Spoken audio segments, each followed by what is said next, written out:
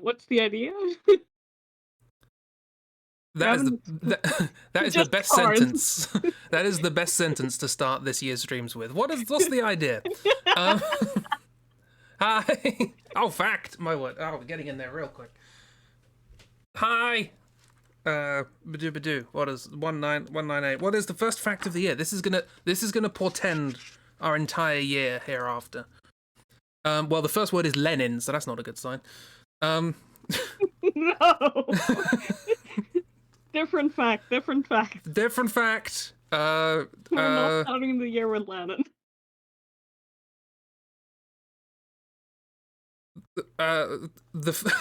Okay, I'll go for the one at the bottom of the page, which I like. The first director of Jaws was fired because he kept calling the shark a whale. I mean, fair. You That seems can't fair. exactly have someone directing a movie who's going to be just doing microaggressions for the star of the movie the entire time. Yeah, if you annoy your lead actor that much, like, also the captions. Why is that not working? Oh no, everything broke. I set up the old caption system, but updated so that it doesn't break OBS, and now they're not working. Yay! Oops. Oops. Well, no captions for this stream. What a good start to the year. What does that teach us about the year? Don't annoy sharks. Be nice to Lewis. If you annoy a shark, they will cancel you and you'll lose your job. That's how that works. The real Jaws effect. At least that's what people on Twitter have been telling me. Pay attention to the obvious. Do your research. Maybe. The thing is, this was pre-Jaws, right? Because they were making Jaws, which means that nobody had heard of sharks. Oh, right. Nobody had ever heard of sharks before. Jaws popularized the idea of a shark. Sharks. Which up until then was just a kind of, little niche thing. Sharks did not exist before Jaws. Yeah, it's not like there were a couple of famous shark attacks that sort of... Oh, hang on. I know why the caption's not working. I had it set to the thing I was playing music through. That better? I still can't get it for anyone but me. There it is. Now I can actually see them being made. Hooray! Hi. What a wonderful start to the stream this was. Oh dear, let's put some music on in the background. Grim Fandango. That is way too quiet. Oh yeah, because it's for the other thing. No, let's get. What are we gonna have for background music? What do we want? We can do anything. We can do the Tom Lair's music discography. Yes. We can do, yeah. What was the yeah? That's songs though, and I think it'd be a bit distracting. And anyone who has not heard Tom Lair's music discography, I recommend it. It is very amusing, although some of the references will be a bit dated, which is understandable considering he is old. Yes. A lot of his songs were written when he was much younger. Second, yeah. Okay, yeah, I'll play the Grim Fandango again.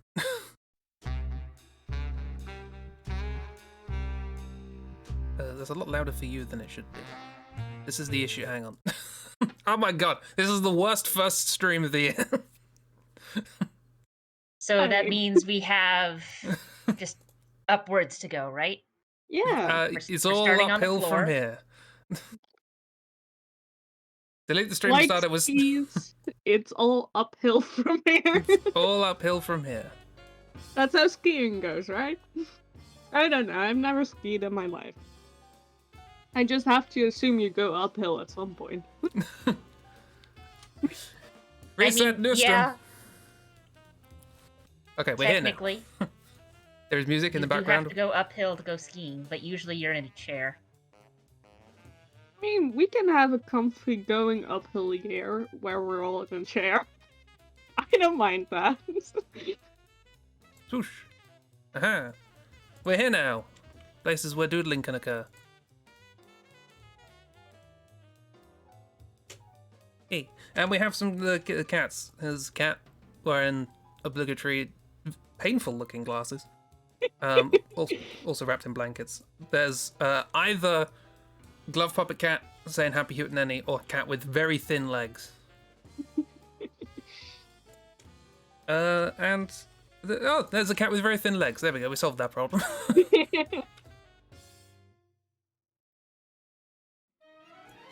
Cats! This music is much louder than usual. All cats, always. A thin leg cat. Yeah. How's everybody doing? I haven't said hello because I got distracted by technical difficulties. Try and make things good. Try and make things nice. And they all break. Great start to the year. I start as I mean to go on.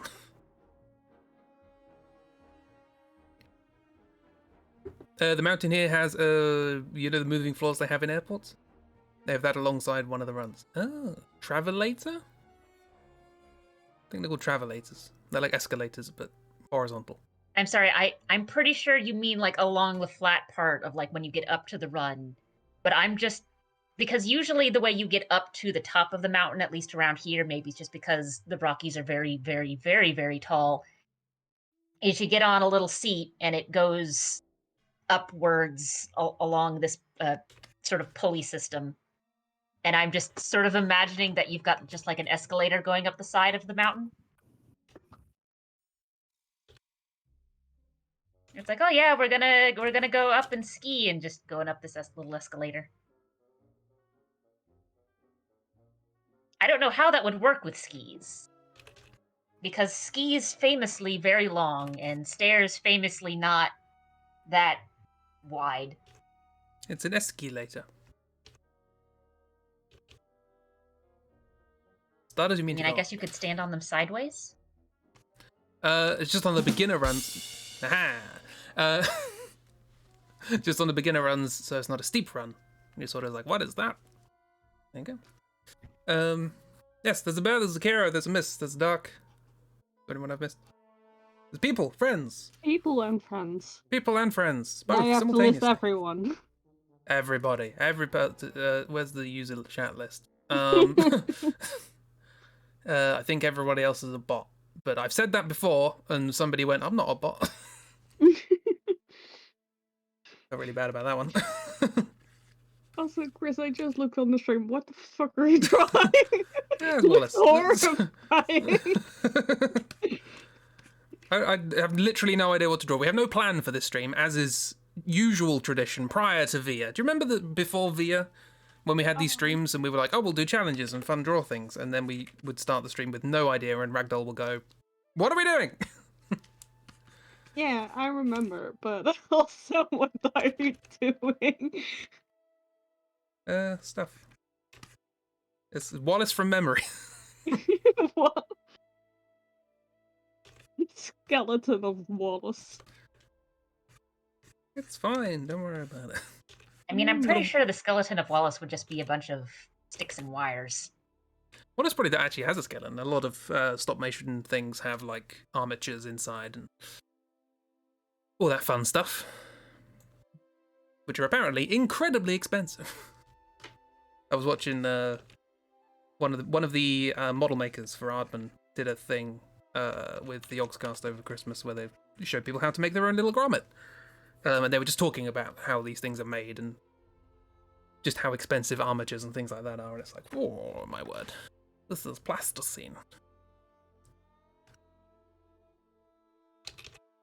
How does Wallace's head work? No. I mean, it doesn't. It doesn't, yeah. His forehead is also his eyebrows. It's a thing. There we go. Wallace with a pompadour. I also can't remember what his clothes are like. It's all good. We must continue the disaster stream. We need to get it all out of our system. What are we going to do? We want to talk about things we did last year and things we want to do this year. Let's do that. Start. So I just noticed they changed the icons for some of the tools. Ooh. and Aggie. So the paint fill bucket now has a drop of paint. Oh yeah. And it looks less like the eraser now, so that's good. That's good. I'm now less likely to just turn the entire screen into a red piece of madness. Well, on the other hand, the lasso appears to be catching a ghost. Which is a bit weird. What? I can't show it on stream, unfortunately, because... Oh. Well, I could, but I'd break everything. Well, let's try No, it. that's not the lasso. That's a, like, filler lasso thing. Oh, lasso brush. Oh. Oh, yeah, sorry, Oh, the lasso that's is catching a tricky. spaceship. Oh, God. Oh, no. What does this do? Yeah, because Oh, the nice. object lasso is still up at the top near the select areas. Try and draw a face using the lasso fill without taking your pen off the thing. God, awful. The play here is glasses, I think. No, that doesn't work. That's fine. They have hair there. Oh, everything returned.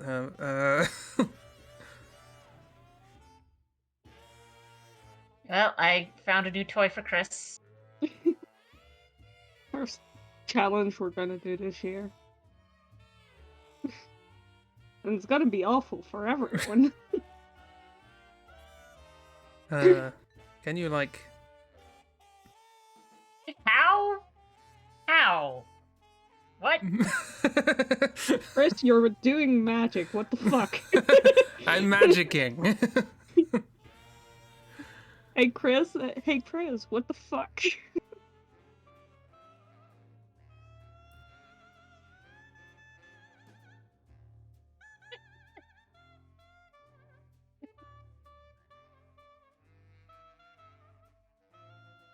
And now he's doing lettering. The madman. Now I'm trying to do lettering. This is going to fail spectacularly. Says the man who just drew a cool sunglasses smiley face.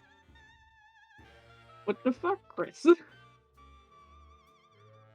That doesn't work. I did that the wrong way. Yeah.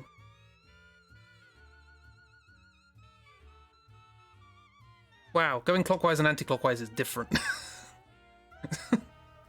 This is very disorienting. So now I need to go anti-clockwise. This is like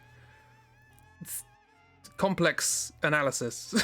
You have your looping numbers things. There you go. Anyway, that's my best bet. Best attempt. What the fuck, Chris? I didn't take my stylus off at all. Yeah, exactly. What the fuck? Everyone go into Aggie, Aggie.io. Use the lasso paint tool and try. Just try in general.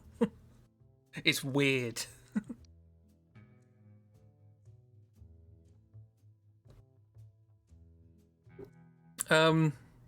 Anyway, enough of that. Back to horrible pompadour boys. You were gonna talk about what you were gonna do for the New Year. Ugh, my voice. Well, it's not me. I'm just getting everyone to have chats. You first. I'm gonna bore everyone to death with these things over the course of the year anyway. I don't have to do it now. Well, what do you want me to say? Yeah. Oh yeah. Cheeb's screen name is still "Have you seen my daughter?" Have you seen my daughter?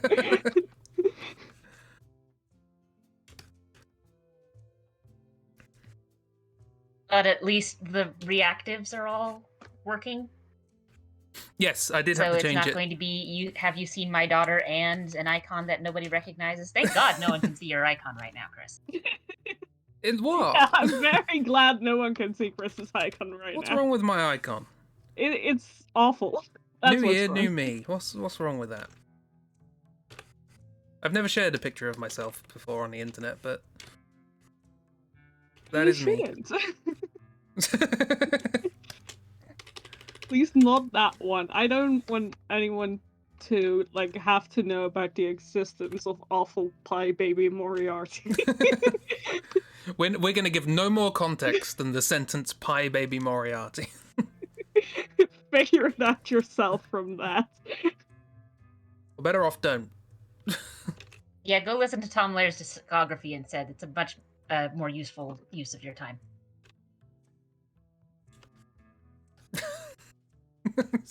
Awful skin pompadour I've drawn. Oh no.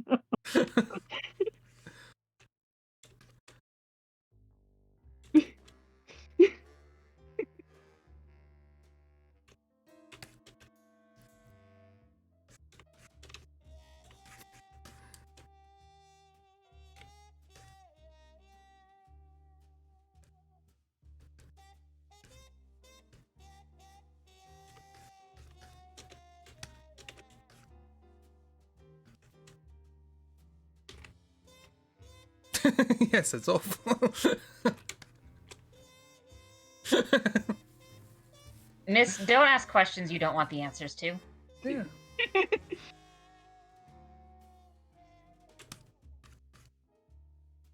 Anyone got any suggestions for things we should draw? Where are his ears? Oh yeah. They're behind the grin. No, that is. What do you mean? These are the ears. No.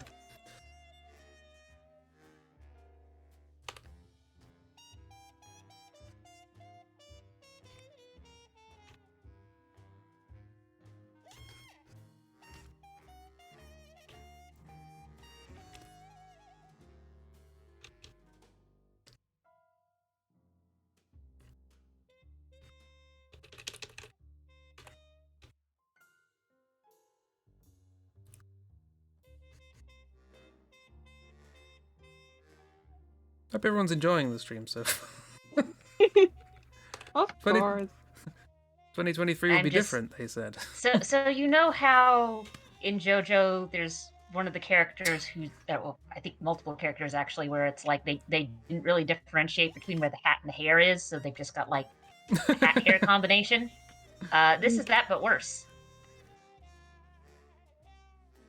Yeah. Yeah. Wallace's Bizarre Adventure. It's like an itchy and scratchy character, yeah. Draw how you're feeling going into the year. I just did. Pizza boxes? Yay.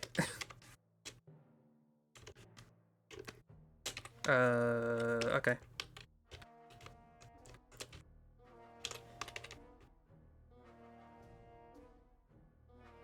A lot of fucking around and finding out going on these past couple of weeks. Yeah, it's been an odd end to the year. I kind of want to do the opposite of that.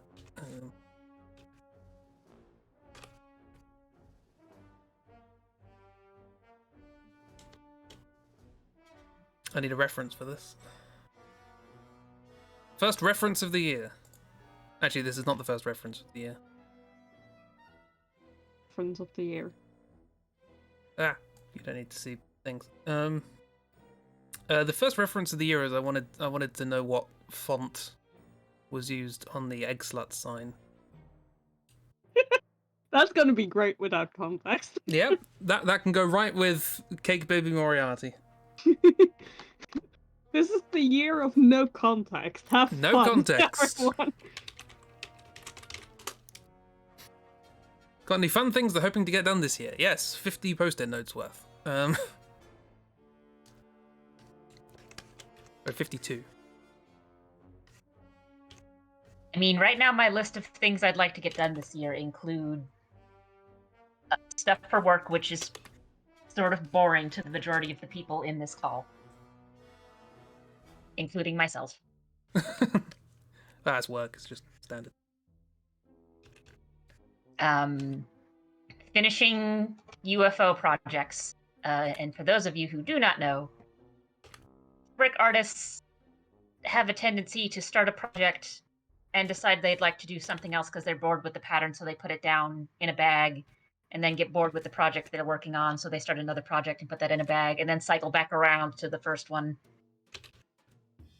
And so we sort of collect what lovingly get called UFOs for unfinished objects. Ah.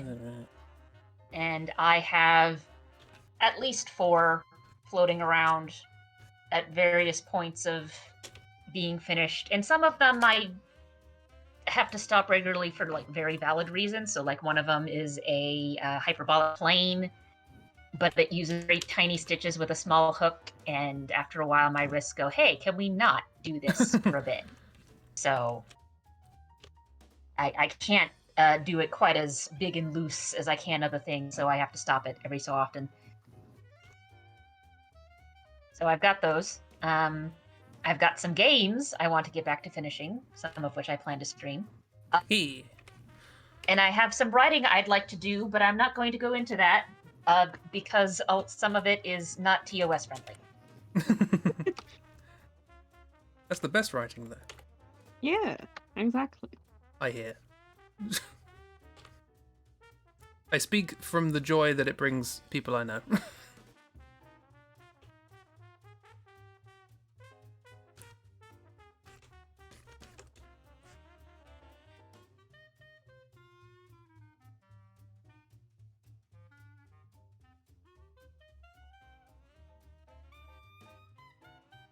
You know, I had the thought, I can draw some of the projects that I'm working on, but then I had the thought of, heck, I just don't draw hyperbolic planes. I have my computer do that for me whenever I'm showing them off in class.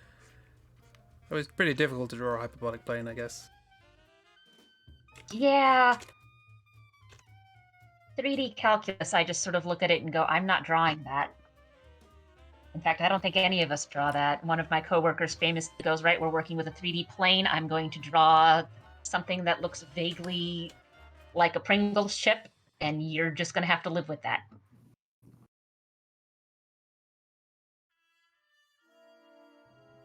Can't fit that in.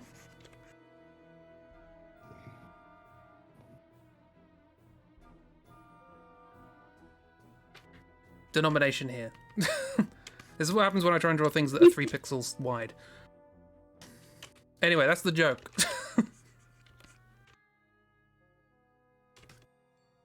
Because I'm smart. Do not pass go.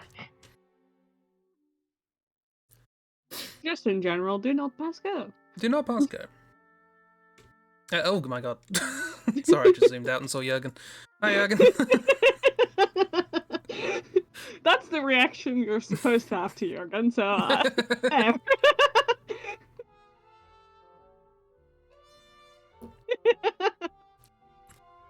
Seems reasonable.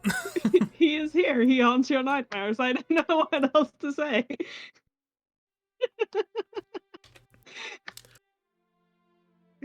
I appreciate you, like, jumping in front of the bullet of drawing the scariest thing on the stream.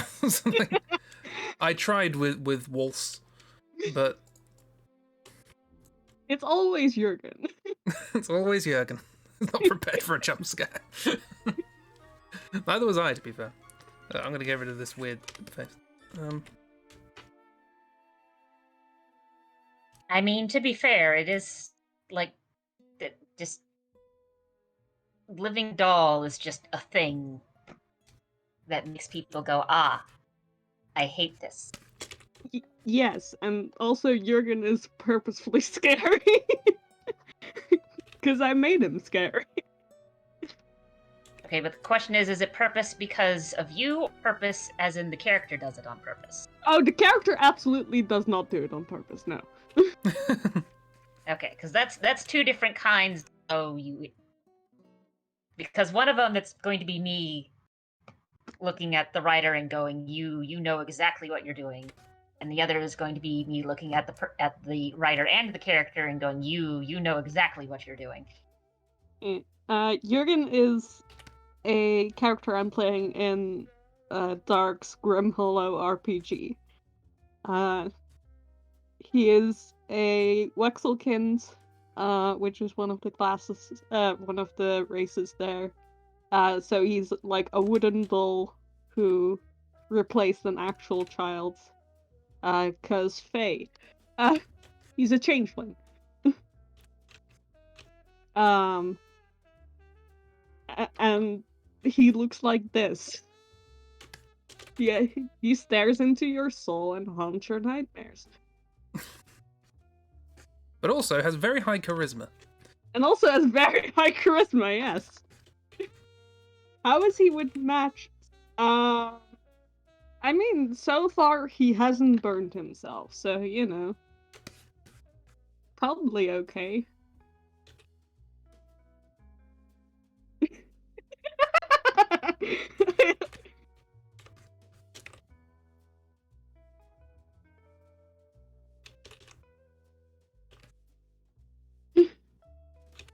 I mean, so far nobody has seemed too scared of him, so, you know.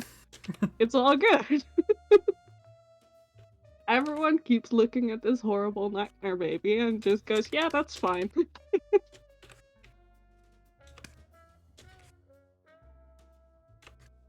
Probably because he's got enough charisma that no one wants to say anything.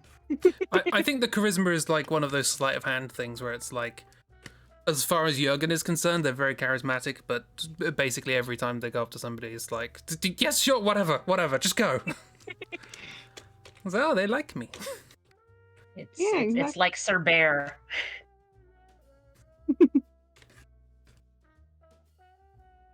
No one wants to bring it up because everyone's afraid of what will happen if they bring it up.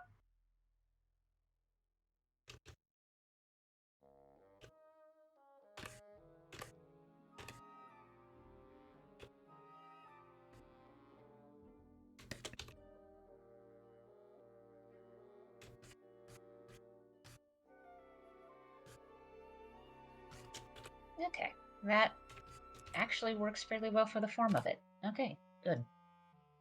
I am not drawing the hyperbolic plane.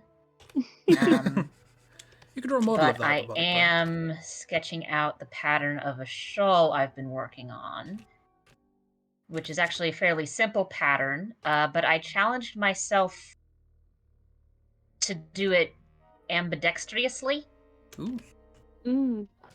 So when you are crocheting and knitting, actually, there's two ways of knitting. There's in the round, where usually you sort of start from a single point and spiral around. Or like with a sock, you go with a tube thing, so it's spiraling up on itself. Or in the straight, where you start from one end, stitch, go up, and then stitch back, and then go up and stitch back. But usually what happens whenever you're doing in the straight is you flip the work the other way with crocheting. And with stitches, with knitting, you essentially do things in a way that's sort of backwards. That's where you get the knit and purl thing from. But I've been trying to do it all facing the same direction. That way the crochet stitches are all facing the same direction. But in order to do that, that means I have to switch which hand is doing what when I'm switching which direction I'm crocheting in. So I'm doing half of it right-handed and half of it left-handed. And right now, it's really obvious to me which ones are which. I mean, that's because fair. I am not ambidextrous. So my stitches going in the left-handed direction are a lot looser than they probably should be for consistency.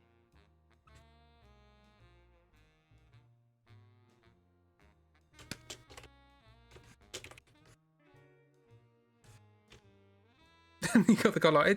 His eyes are buttons. It's not the Coraline treatment. He is a doll.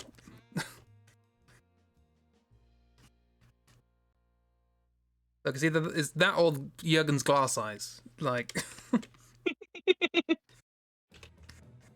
yeah, good I luck mean, with you the... say that, miss, but it's literally all double crochets, which I could do in my sleep. I've been doing them for so long, and chaining. It's not a very hard pattern at all. It's the same thing every single row. That is something I would like to have a crack at this year, is crochet. To make a little silly crochet thing. Find a video to show yourself how to do the stitches, because every pattern you see is just going to be a line of stitch types, which tells you nothing if you don't know what they mean. Also, word of warning, for some reason, Europe names their stitches differently than the US, and I think also the UK. Oh well, marvelous. So, and it, like with the UK, half of the patterns I found are using the Europe way of marking the stitches, and half of them are using the US, and I can never figure out which one it's going to do. That sounds about right for Britain. What you're going to need is you're going to need 3 meters or 4 pints of wool. Cannot work out crochet, but you'd love to learn. Let's all have crochet evenings. Ragdoll will be the teacher.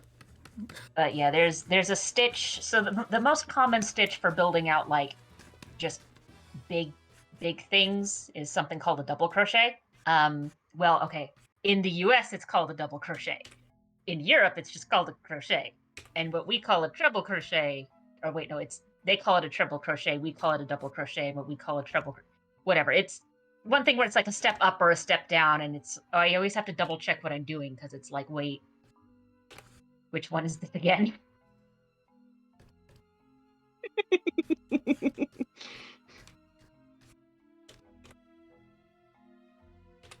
I mean, the good news is with crochet, it's sort of easy to carry around. Yeah. Unless you're working on something really big, in which case don't work on all of it at once. Do something like a granny square quilt where you make each square individually and then sew them together later. But like materials-wise, you just need the yarn you're working on, a single hook, and like a safety pin or 2. And that's about it. Unlike with stuff like cross-stitching, which can be a bit more involved, especially if you have something really colorful, you typically need to have a case around that's got your different threads. And needles are really hard to find if you drop them.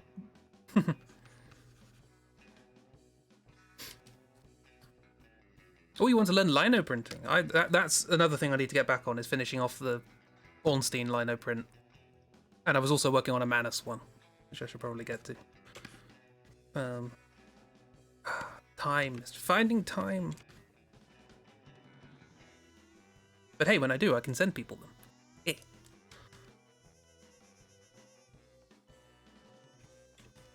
And you can all have an Ernstern. Actually, I think the agreement was everybody gets an Ernstern, and Chibi gets all of the reject Ernsterns as well. Everyone gets an Ernstern, but I get all of the Ernsterns, actually. Yes.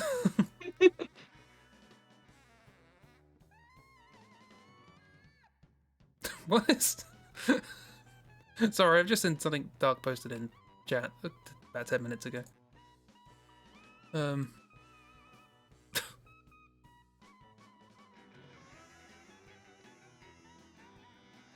Lovely. Yeah, I just wanted to. What the fuck, Dark? You okay, Dark? You alright? Is this how you're starting the new year? Is this really... Dark, are you saying you're Chuck Tingle?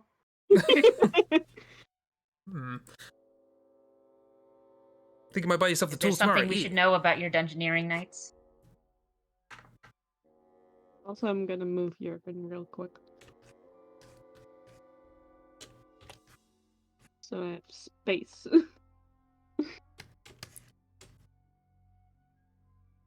The only thing I can really say about that's Lino... interesting. What's interesting? So, okay, so you know how with Aggie you've got the rotate canvas at the top, and then you've also got a rotate canvas option on the side with the rest of the tools?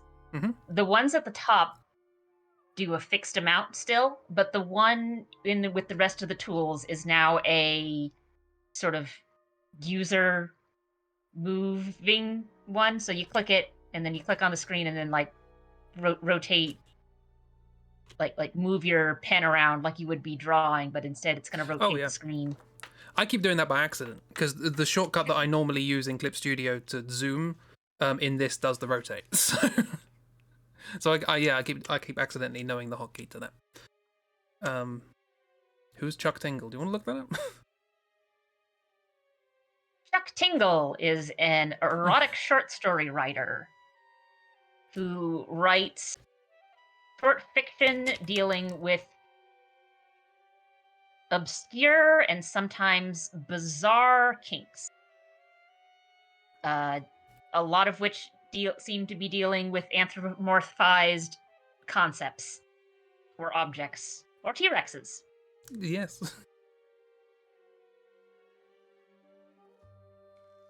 You know who Chuck Tingle is. Or you're asking whether Bear is Chuck Tingle. Oh yeah, speaking of that. Speaking of Chuck Tingle? Speaking of Bear. Oh, speaking of Bear. I found the thing. There you go. Just in case you missed it previously.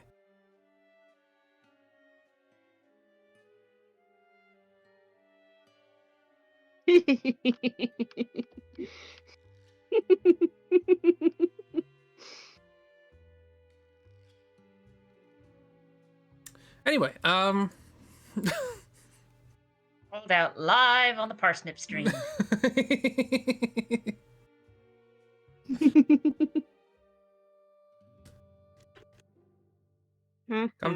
Come down, miss, or I'll throw fudge back.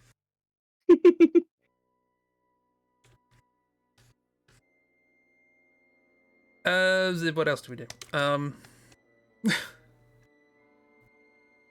A lot of the things I'm excited to do this year are secrets, so I can't really draw them.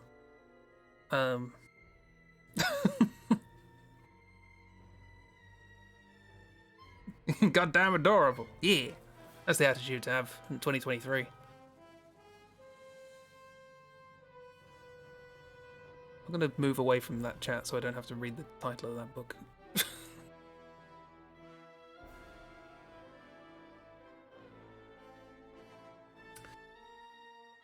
What do I want to do that I can draw?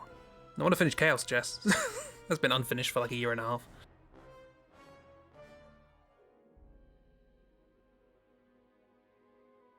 What are these days?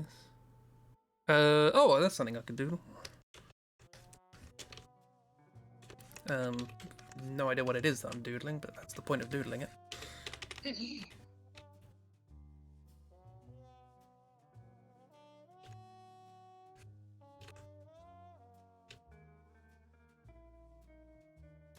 Need a bit of reference. I don't need to keep the Monopoly one anymore, do I?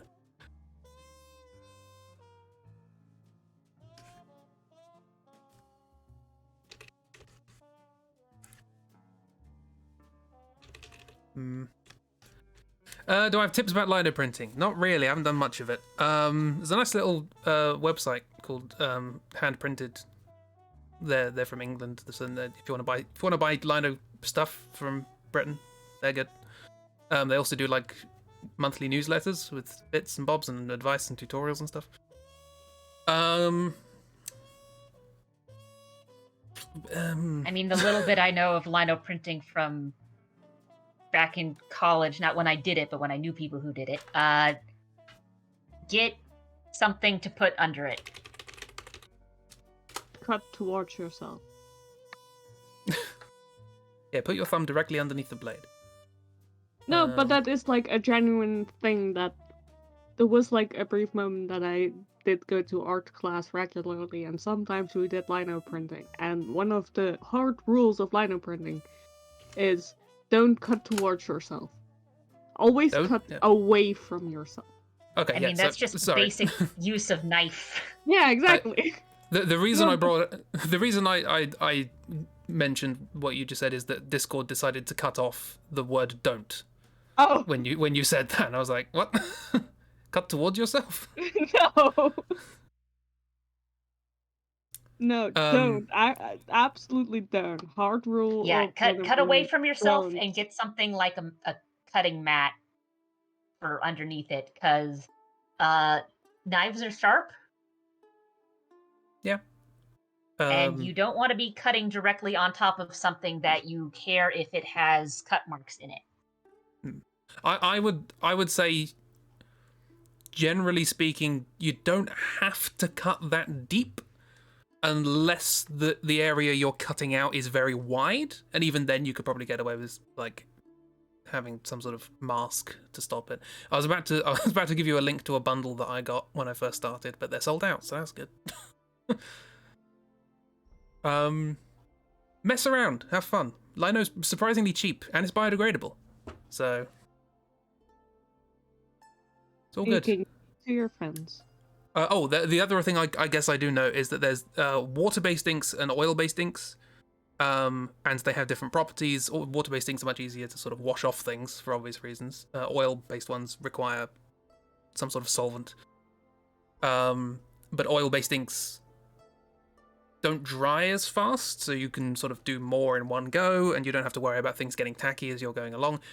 But there are hybrid ones, which here we go. Here's a good. The safe wash. These are the ones I use. Caligo Safe Wash Relief Printing Inks, which are oil based, but you can wash them with water. I recommend that. But other than that, you're gonna go with water. Yeah, you might as well. Like when you're starting off, just mess around. The thing with me is that I came to it from being slightly obsessed with woodblock printing. So I kind of found lino cut as like, oh, that's a cheap alternative. But it's also a completely different medium, it turns out. So I don't really know a lot about it. I know a surprising amount about woodblock printing, something I've never done, but one day, maybe.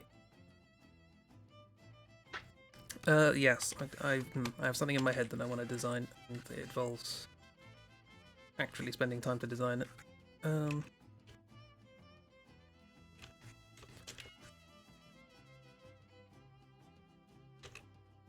Mess around, layer colors.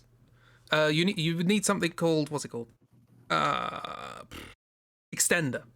If you want to do transparent colors, you need to mix a color with extender, and then you can layer colors on top of each other and get multicolored things, stuff like that. I don't know why it's called extender. Transparenter, if you prefer. It also makes things paler. Yeah. Things. That's the advice I have for lino cut. Sorry, Kira said a lot of stuff and I completely missed it. A couple of things I want to do in the new year. Pursue some of your old passions again. Reading more, playing more puzzle games, drawing more. Yay! Actually finish some games, be more present with friends and family. Stop distancing yourself and being scared of speaking up more and such. Yeah, be Kira strong. Strong, Kira. You're strong. Yes. Be more open and less scared. You do it! Be the Kira we love to see. Yes. Love to Also, see do Hero. and do more nice things for yourself, like games.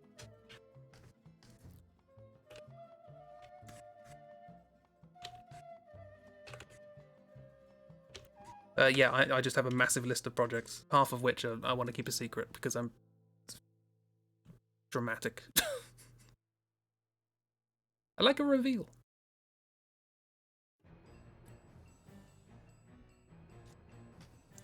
But also focusing on, earning money. Be nice. Be nice.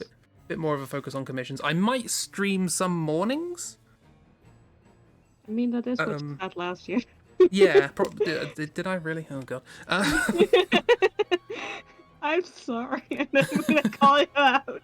How dare you speak truths? Call out Chris on his own stream. I mean, that's what my stream's for, right? Mm.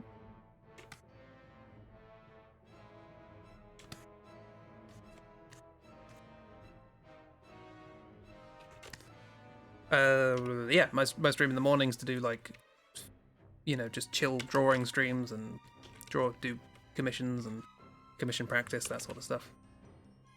I have including Chaos Chess, 3 games I want to work on, and they're all completely different. One of them's not a computer game.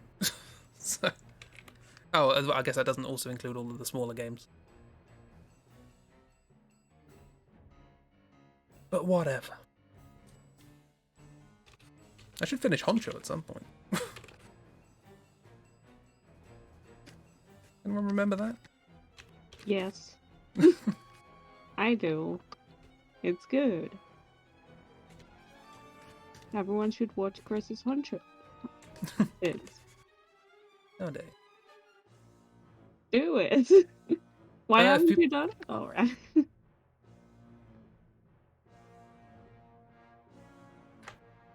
Because stuff.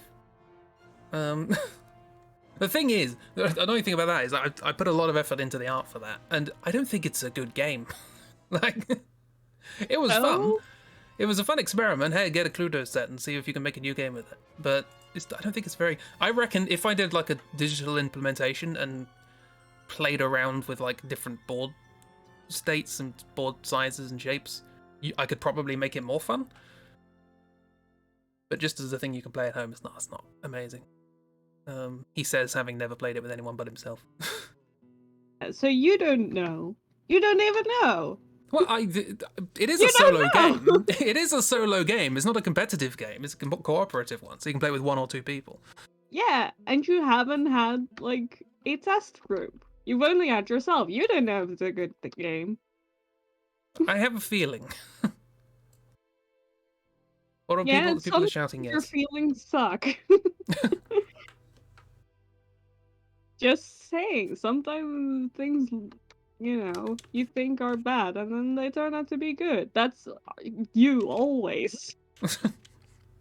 Well, not always. Pretty much always. Like a solid 95% of the time, but it's not always, is it? Fact!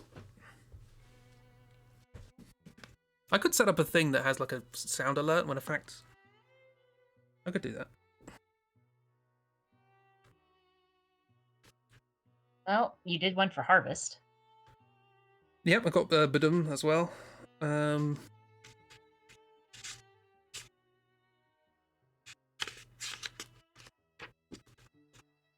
just looked up as like, Ragdoll typed in plant, and I'm like, oh, Ragdoll's here.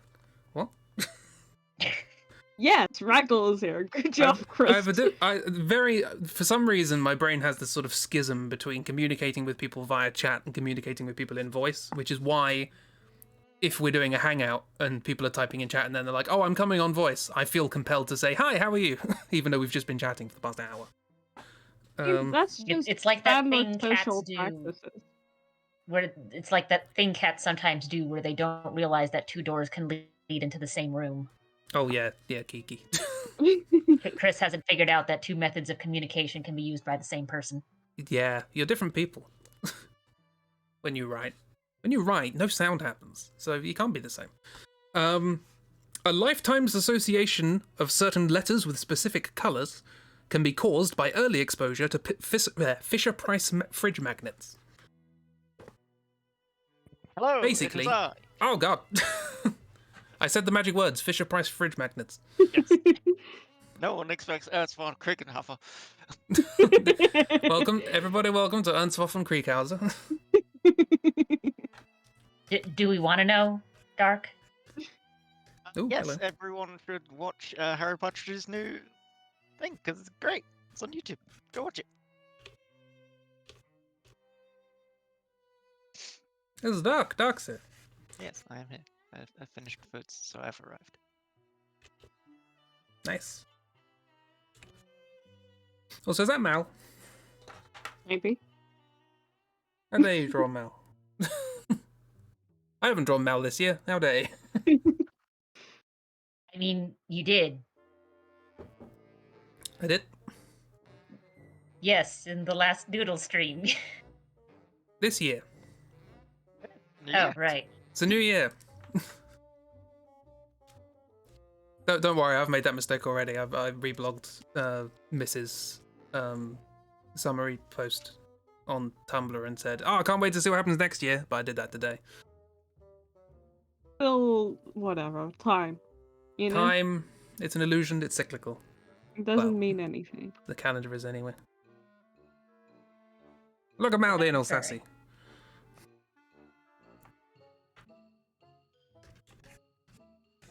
Yeah. How's the new year treating you, Doc? New Year's been fun. I've been doing lots of Valheim again. Oh Found yes, some of course. stuff. Yeah, I noticed. I've yet to reach 500 hours. And that's supposed to, like, convince us that you haven't, like, played a lot, or? I mean, when you compare it to some of my other games, that's not actually that much. Well, yeah, but like 500 hours would be 20 straight days, Dark. What's my other silly one? or you could use the in-game day counter system, in which case we're at about 1,500. No, we're at 30 now. Happy new Valheim month. Well, yes, but I'm talking in general, over the course of all the games you've played. Well, like the other one we did, the other one we got like loads. That was what, 3 years in game? Yeah, we got, the one we just stopped was like 750 days, wasn't it? It was like 800 by the end. Oh, okay, fair enough. Sure, I saw about 20 of them. That's fine.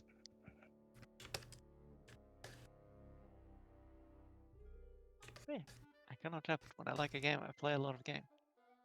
That's good. Hmm. Enjoy the things you enjoy, everybody. Gotta make the number Tautologic. go up. Oh, that was something I did play a lot of this year, was Vampire Survivors. That's number go up. Yeah, I avoided playing that because I looked at them and that's no. I wanted The something thing- that I could just sort of zone out while playing, and boy, is it that good at doing that. Like, The you thing I can't play it on your find- phone now. Really funny with it though. So I mean, like games will sometimes sort of firmly establish a new genre. Vampire Survivors has managed to establish a new indie genre in like a year. Other games, it usually takes a little while for everyone else to catch up and look at it and go, "Oh, that's actually good. Let's make something similar to that." But no, there's a bunch It's of weird. games. It's like an idle game without being idle. It's an idle game that demands your attention. And Also, now on mobile. one of the Vampire Survivor clones, you're a capybara, so Ooh. that's fun. I can't think of a vampire capybara pun.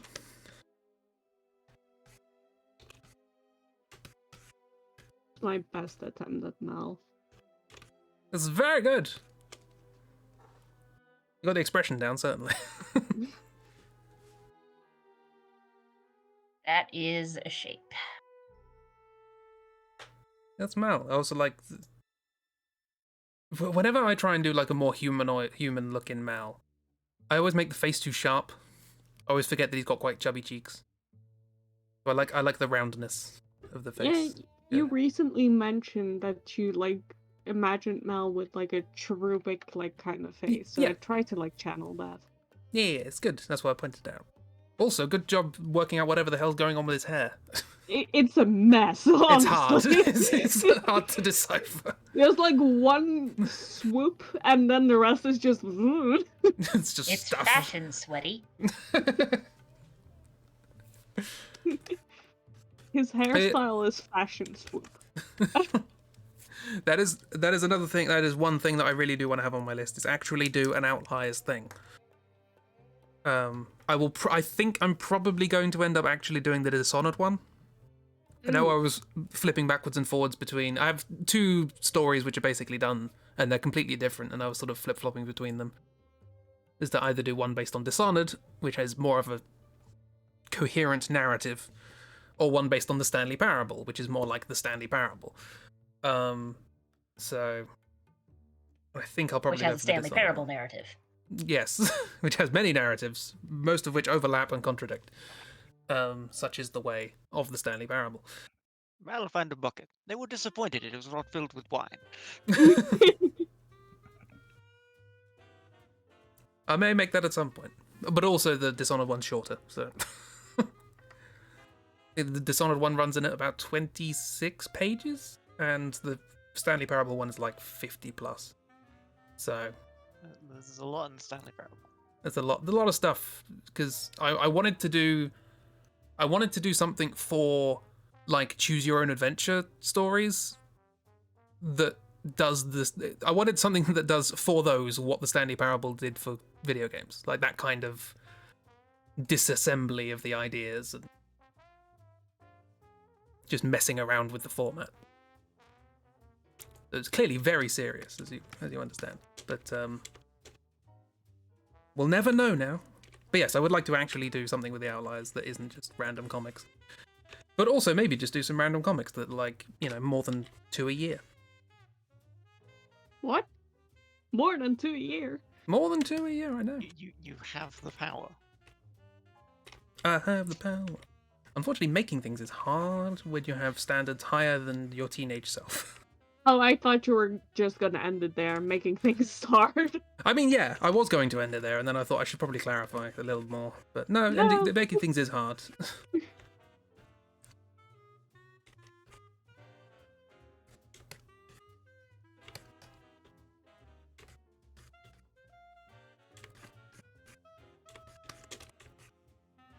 Yeah, I hope to make more things in the new year. Yeah. Yeah. 'Cause I I've still been feel- moving, so I can actually do stuff. Yeah. I still feel bad. Currently working on a commission, almost done. Might have it done tomorrow. For Dark, that has been so long running that the thing it's for no longer exists. It does exist, it's just on hiatus, because as happens, I started running a thing, and then they were like, hey, here's an official supplement which does everything you're trying to do. I'm like, Oh, bugger. well, I wasn't even done writing it, so I guess I'll just stop and wait to see what they do. Mm-hmm. Well, that's annoying. Yeah, that's fair. So do you have anything cool planned, Dark? There is always more Grimholler stuff, because that's going to be getting to the good bits now. Ooh, good bits. Because because we're at a point where everything's been in trash off, up till 'cause now. You've got the treasure map, which is going to go perfectly fine, and you're going to go find a cool axe with no problems. There's stuff that's going to happen before then. There's all the other contracts and stuff. There's stuff involving the lodge and the extra bits of the lodge you guys haven't found yet. And loads. The Lord. Yeah, and transformations. That's going to be happening. There are a couple coming up that might happen, might not. It depends how things happen. I'm kind of very curious. He's Yeah. gonna put. There is one I have found that will actually work for Jurgen. So we'll see if that Oh. happens. Very interesting. And I regret it immediately, but I'm not gonna stop it. Now I'm even more curious. I'm not sure that's what regret means, but sure. Because a lot of them don't really suit. Like werewolf, you can't really become a werewolf. That doesn't quite work for a a doll made of wood. Vampire, that also doesn't really work. I mean, There's a couple of other ones. would a wooden vampire be immune to getting staked in the heart? They couldn't drink blood because Jurgen can't drink blood. Well, you can sort of absorb it in the grain.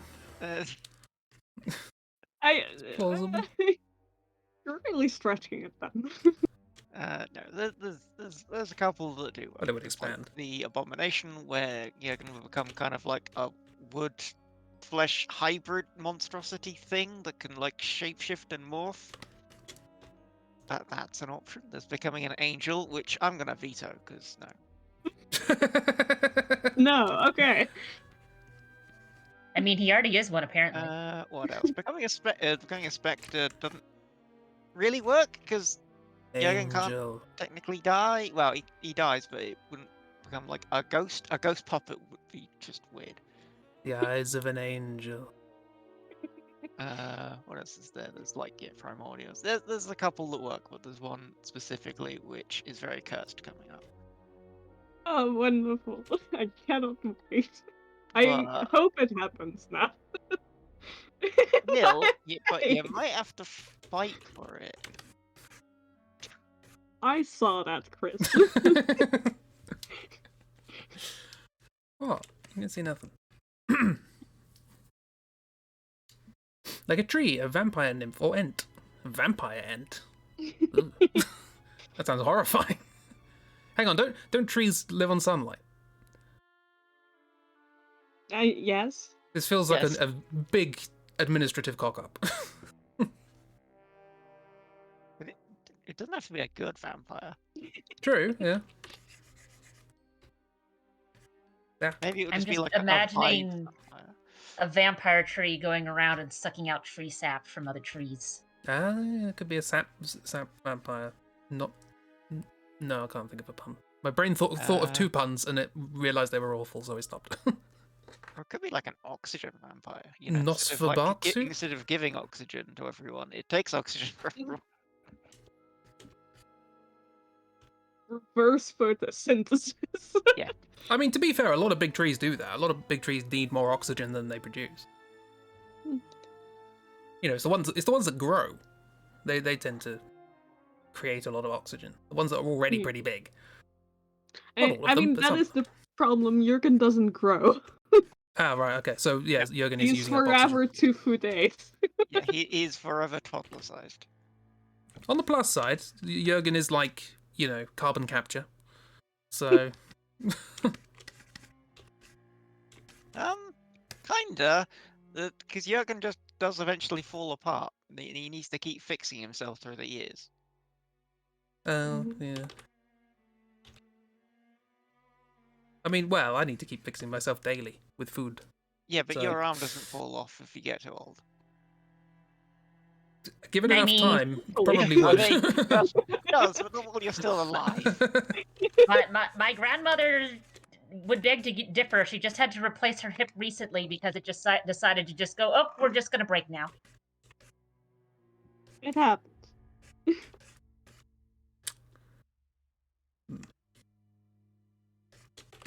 Who should I draw next?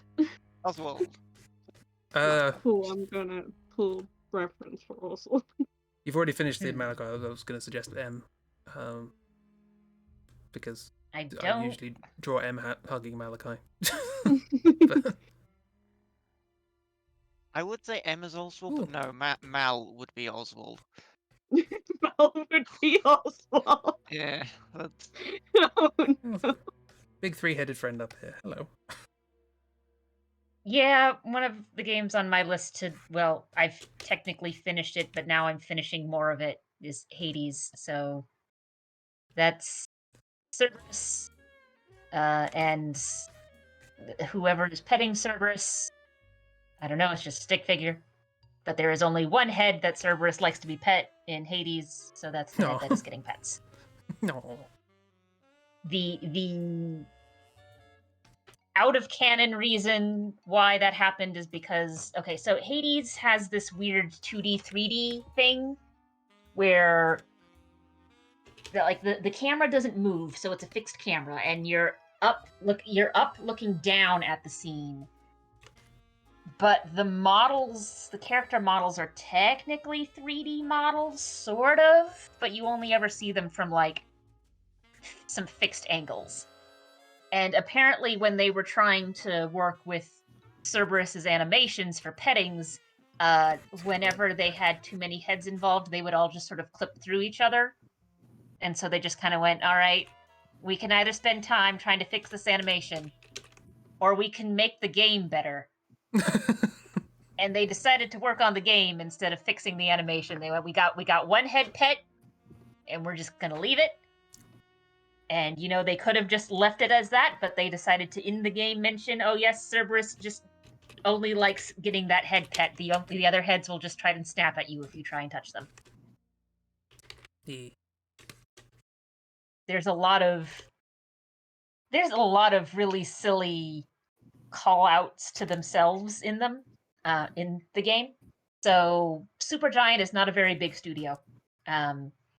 And their voice actors are pretty much all in-house and also typically do other jobs as well. So, like, the voice actor for Zagreus is also the gentleman who does all, like, the majority, if not all, of their music design and composition. And he also does the male vocals for any of the tracks that have singing in them. Oh, But Darren Kolb? Huh? I think Darren Kolb? No, we did Bastion. Something like that? I don't remember names very easily, but yes. But the thing is, in-game, the tracks that have voice in them are supposed to be sung by Orpheus and Eurydice. So there's a couple callbacks of Zag and Orpheus talking, where Zag's just kind of like, "Oh, you've got such wonderful singing. That's not something that I'm very good at doing." And it's like, "Sure, Zag." Mm-hmm.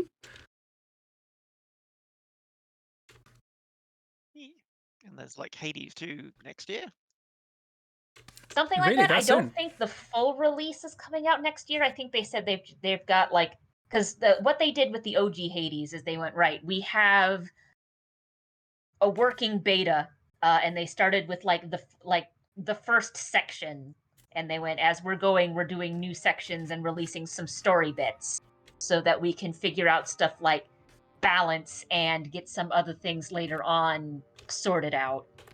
So I think what they're going to be doing a similar thing there, where they're like, we're releasing a working version where we can figure out what's going on with the gameplay, and once the full version is released, we will get the rest of the story stuff in there. It's sort of funny. At the time when the beta was released, there were some characters where it's like, right, we've gotten to the part where this character should be here, but we've just got a model of a guy in a cloak. So deal with that. We'll put the sprite in later. Their story is not here yet. The legendary water placeholders. Hello, back. No. Sorry, you ain't no hello back, girl. What?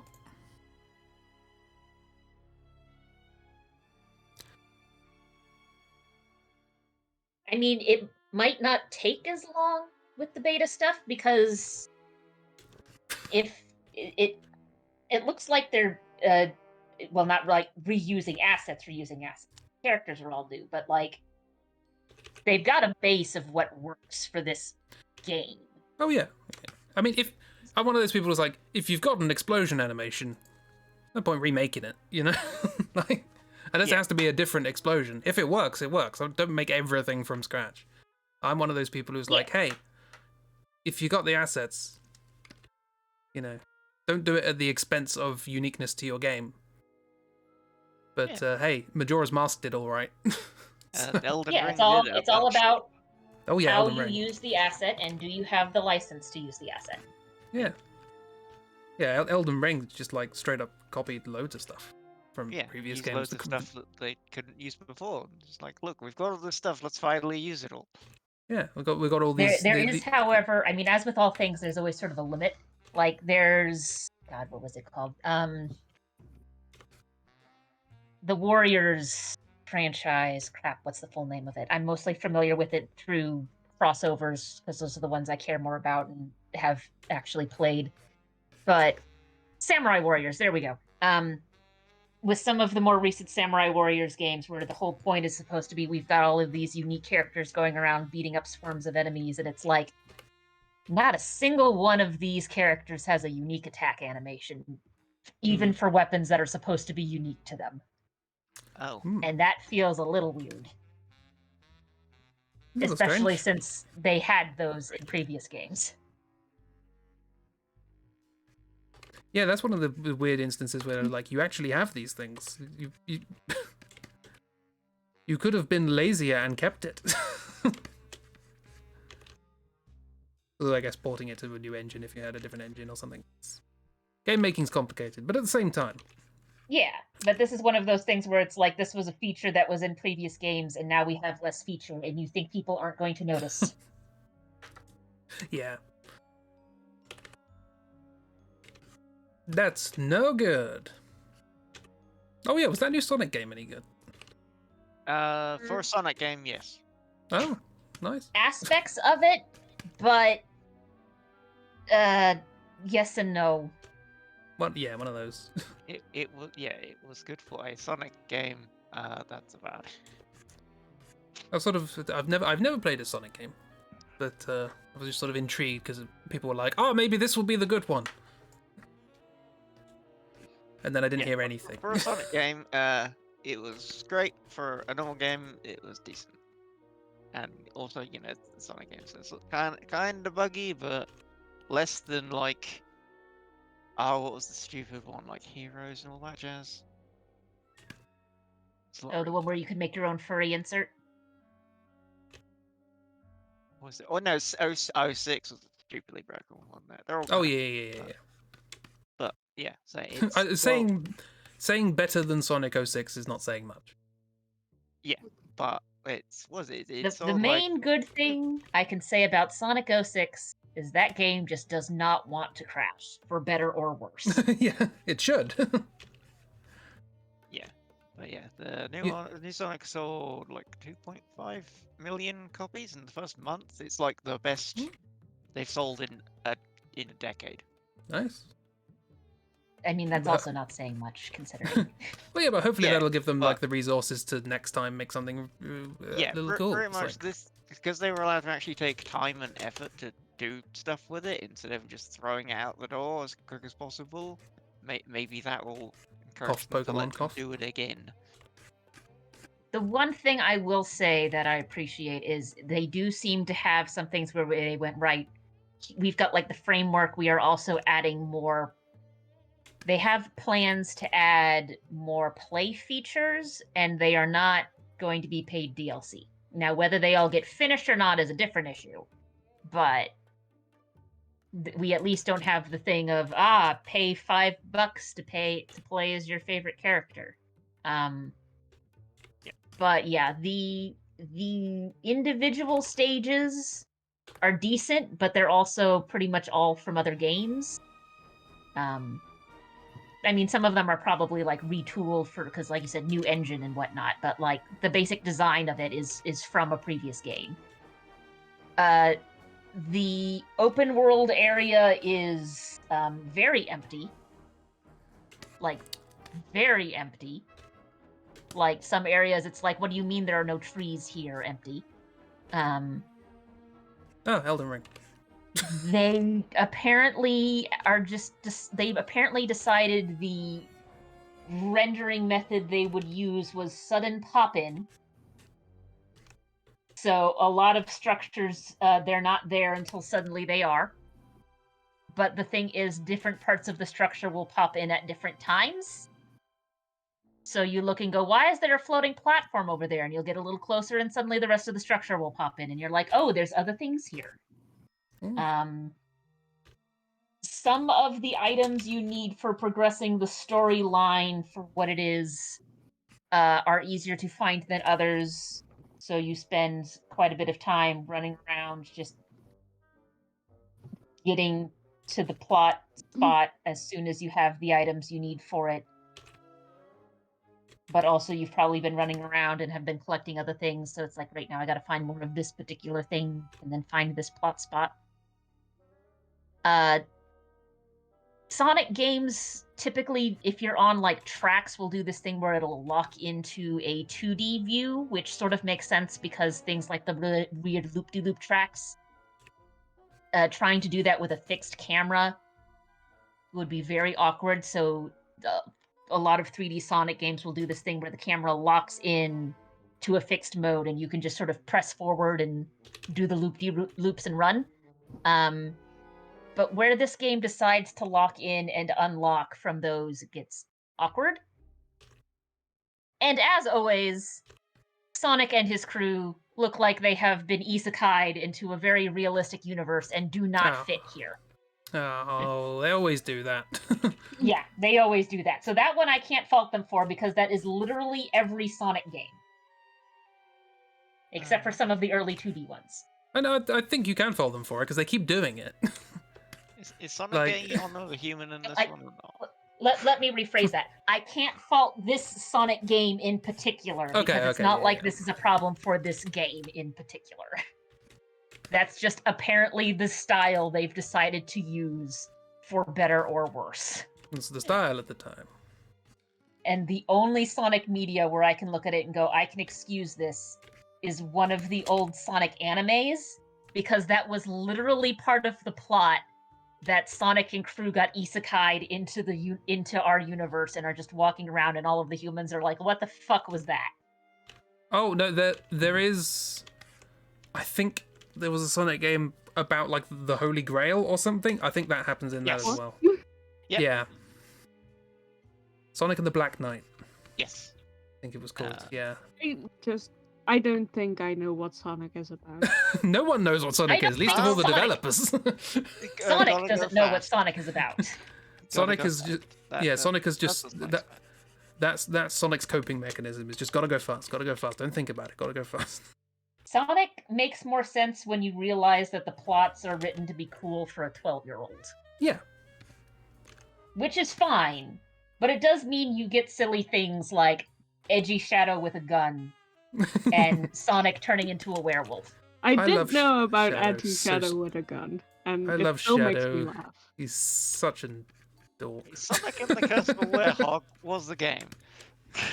Yes, Yeah. apparently that was one of the better ones. Yeah, weirdly. Again, this is coming from somebody who's never played a Sonic game, but I saw the Werehog being played. I did not play.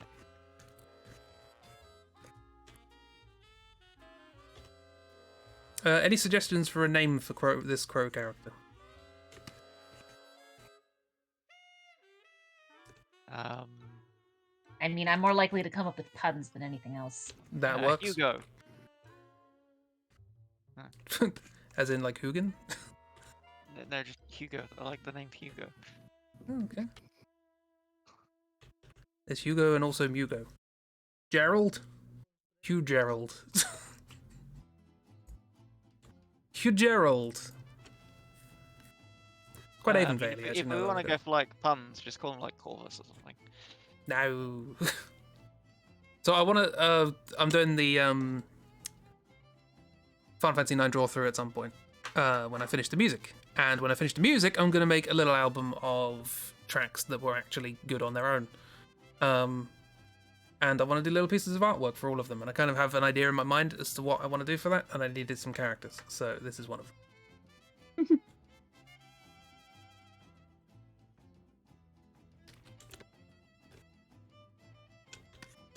They will probably also end up in Avonvale by the looks of it.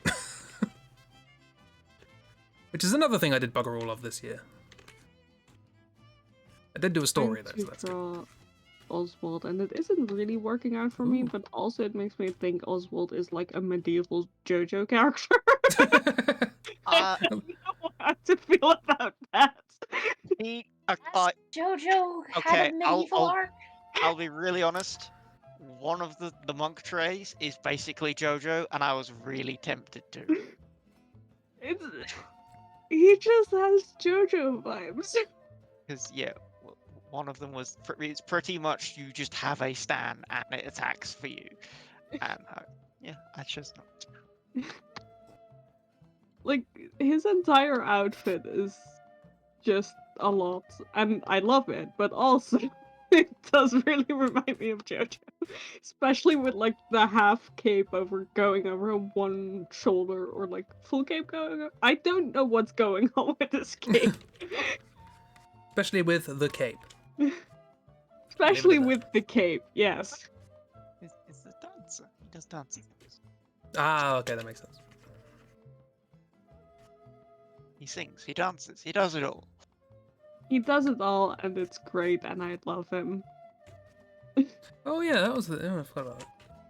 When was that? That was ages ago. I was going to do a thing where I was going to take all of the jobs in Final Fantasy V, because in that game you could just basically, instead of having characters that have a class, you just get all the classes and you can swap them in and out for different characters.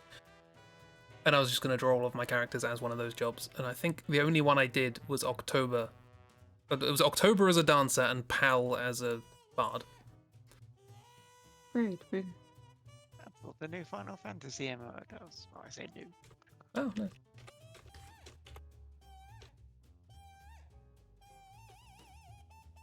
Yeah, just for some reason when you said dancer, I just remembered that doodle I did.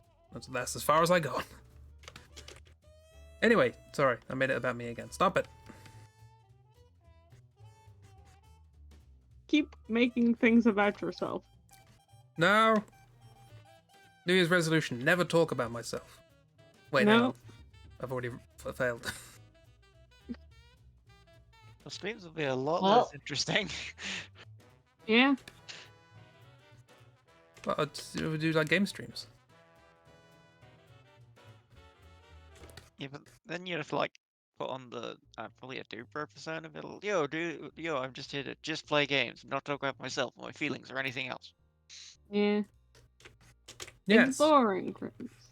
And just scream at random things. That's that my happen nickname. Boring for Chris. no reason. No, it's not. Shut up. Okay, I'll shut up. No. Well, I guess this is just a podcast between myself, Ragdoll, and Cheeb now.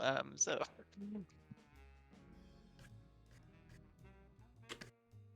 I mean, we could just sit here and compliment Chris's work. I'm sure that would get him to start making noises. oh yeah, Chris is great, isn't he? Yeah.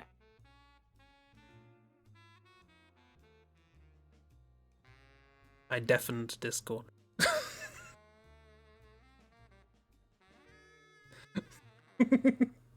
So you should all commission him?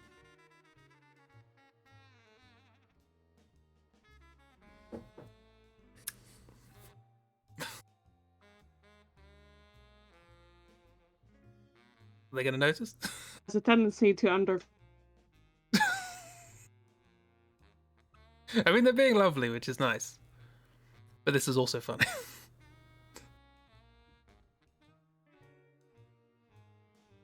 Still hasn't. At this point, like compliments. No, I think he wants us to continue. They haven't noticed yet.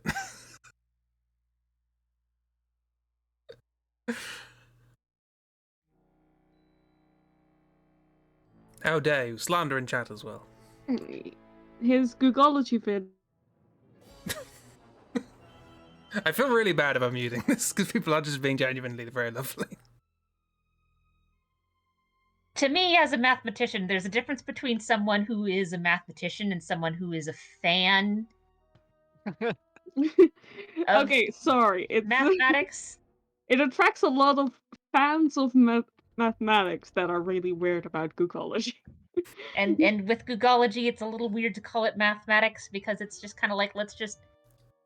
It's more of a weird Buddhist philosophy after a certain point. Let's just try and describe something that would be very, very large if it was possible to exist. Yeah. And I say that because and I don't know which, because I know there's more than one language in the area. There are a lot of yield terms out of India for just, here's a thing that would be really, really large if it could conceivably exist. And Googology is just sort of the modern version of that as far as I'm concerned. Neat. Like, there's one of them that's like the size of a block. Like, and I don't remember what the word is, but it's like the size of a block of wool if you placed one Chris hair is a on wonderful artist who you should once commission every as he can 10,000 draw in years damn or near something any like that. style. It's like, what the heck He's does that one even of the mean? kindest I don't know. people I know, is so patient and shares the That's like cutest the how many nonsense pieces from of the string does it take hellhole to of the get them? internet. That's the sort of nonsense that is.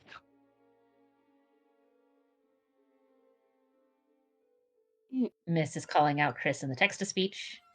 Good. Chris also has a VOD channel where you can watch all these VODs back and hear more of him. He has made several games, so you should also go to his website. Check out all his games that he makes, all his comics that he has made. Leave a comment on all of them. The games are bad. No. Hey, speak. We win. No, they're not. Shut up. Keep going. There was I should slightly coming clean. But point number one. It's rather nice having you guys complimenting me and Miss complimenting me in text to speech because it means I can't focus on either. But I also felt bad earlier. While you were complimenting me, I just deafened myself on Discord. And then I felt bad because you were actually saying nice things when I popped back in to see if you stopped. Well, that just means we have to continue. No! It's okay. We will put spot of the VOD because I think we can make longer clips than play it back. Yeah, exactly. But yes, Well, go to his website. The thing is, crispyparsnips.com. Check out all his comics. the thing is, I muted you on Discord. You weren't coming through on the VOD. How absolute? Okay, well, we're gonna start all this from the start. So that's why I felt bad. I thought it was funny at first, and I was like, oh, no, I don't feel bad. We're gonna start over, roll it all back. Chris is amazing. Chris is very good at art. Chris makes very good videos about a lot of topics and a lot of good drawings. Yep, and he has Patreon, which you should also subscribe to, because he's doing lots of cool comics over there. Yes. Lots of stuff. And Doodles. You can get Doodles. Monthly Doodles, if you send them out. Yeah. And he has Assuming you remember that the concept of time exists and that a month has passed. Also, remember you have Doodles, because I always forget. Yes. He has commissions open. You can commission everything, including emotes. He can draw in different styles. Very good.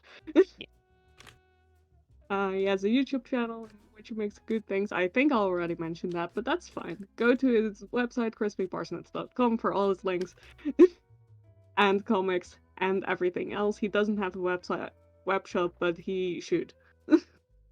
I used to, and then Brexit happened. Yeah. That's not down to Chris. That's down to our government going, yep, we're not going to do the thing we said to. Mm-hmm. We're gonna make our own country. We're gonna fight for our independence. Meanwhile, the rest of the world is just sort of side-eyeing, going, We'll make new America. We don't want to be shackled down to silly things like efficient trade.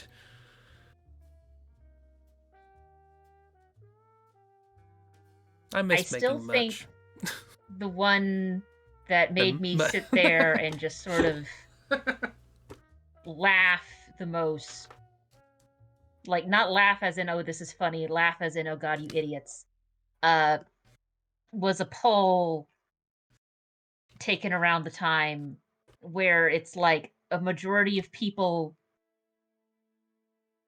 thought that it's like, oh no, we don't want any foreigners coming over here to work, but also a majority of people thought that they should be able to go to other countries and work. And it's like, I don't think you understand how this works. Nope. This is fun. Sorry, it just made me laugh. I mumbled under my breath, I miss making merch. But the closed captions thought I said, I miss making money. I mean, also that, I guess. Thank you, Cece. That's not what I meant.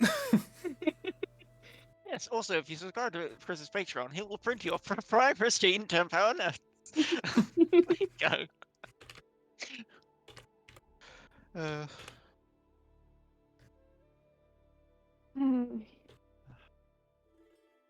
Have you all stopped attacking me now?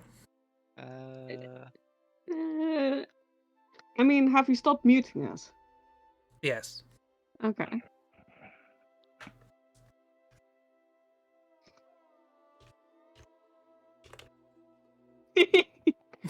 See, Bear wants you to make merch. I like making merch, it's just actually selling it. It's the problem. Yeah.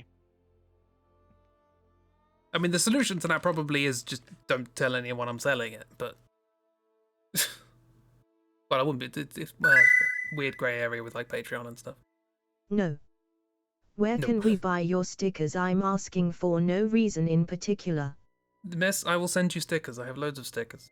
I have at least, like, 15 sets of every sheet of stickers that I ever sold. I bought those. Anyone wants stickers? Next time I send things out, I'll send you stickers. Don't worry about it.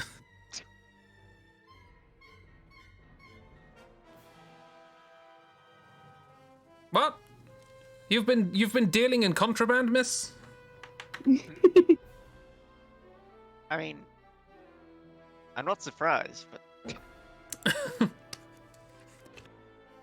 I also like that such is the nature of stickers, something that by design is meant to be like removed and stuck to a thing, and it's like, it's there now, it can't move. That it's like, oh yeah, I gave them to a friend, which means that I've had them for a very long time and haven't stuck them anywhere.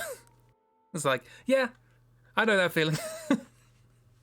A lot of them are stuck in my drawer, where they will stay Like, I got, forever. I got the Chibi. He gave me a Christmas card this year, which was very nice. It was very lovely, and in it they left a sticker of a mimic. It's like this may be a mimic, like a warning sticker thing. And yeah, that's attached to something with blue tack right now. I'm not taking it off the peely thing. What if it wants to go somewhere else? I mean, you It's a can always mimic. stick it on a magnet. True, but then it'd be all floppy.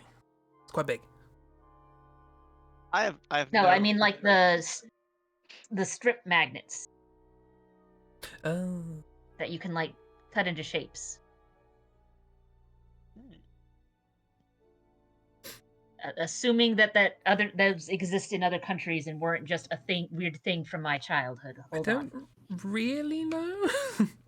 Stickers further under the desk. Look, I will send. Bear, give me your address. I will send you stickers. I have a shoebox full of them. I only had for no reservation about stickers as I stare at my Switch dock, which is covered in Christmas stickers.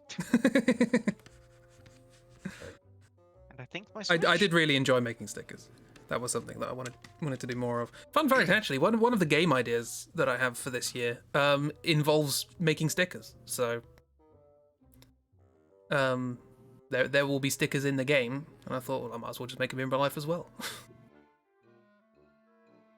In exchange for my Ko-fi. No, in exchange for your address. That sounds like I'm harvesting your data. That's not what I meant. No, I need the address to send it.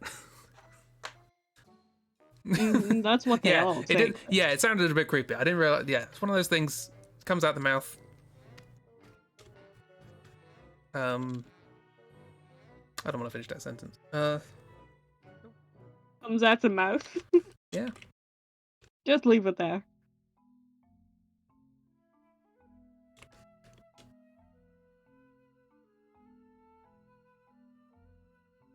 You can make Oh a yeah, that's card another even thing. if But you properly don't have- advertise my Ko-fi in future. Like, hey, I can do doodles. Do you want me to do a doodle? I have a Ko-fi. That's a thing for next year as well. You don't want to have a big commission? There you go. Little doodle. Yeah. Do we also have a name for this little kiwi friend? I wanted them to have a little friend, but I didn't know what it was going to be. So now it's a kiwi.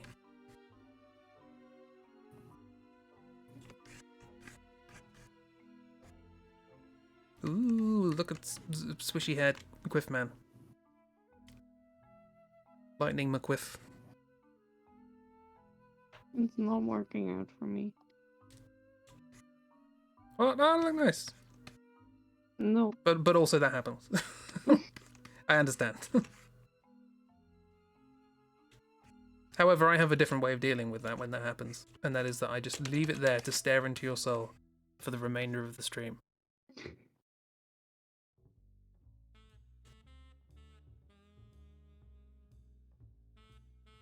That is still sarcastic. It It's reminds me horrible. of a cartoon I used to watch with like the way the eyebrow / forehead is, and I cannot remember what it is. Chris, did it always have just one eye, or did you erase one? Well, no, it's got two. It's probably the eye shine is probably sort of breaking the barrier, but That one eye is like a full eye, and the other eye is just the pupil. no, it's like you know. Okay, there's an now eye I there, see it better another eye because there, it just like that sort of thing going on. didn't look like there was a thing there.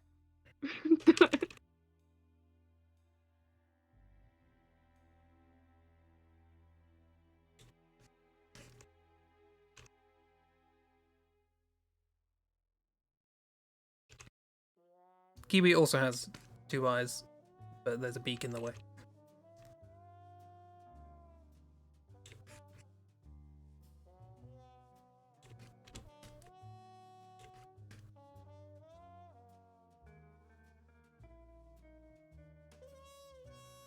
These two are going on adventures.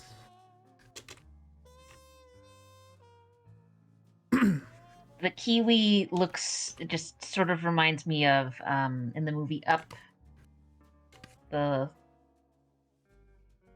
young man who's a scout,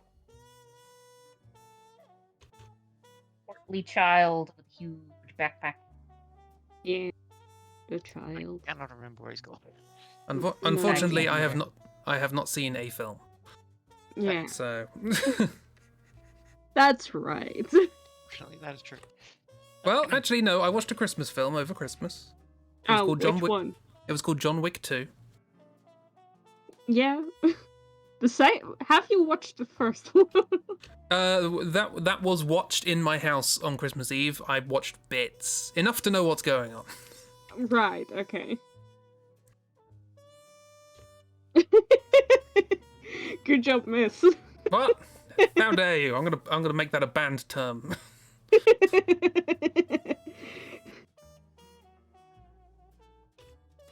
Lovely. Yeah.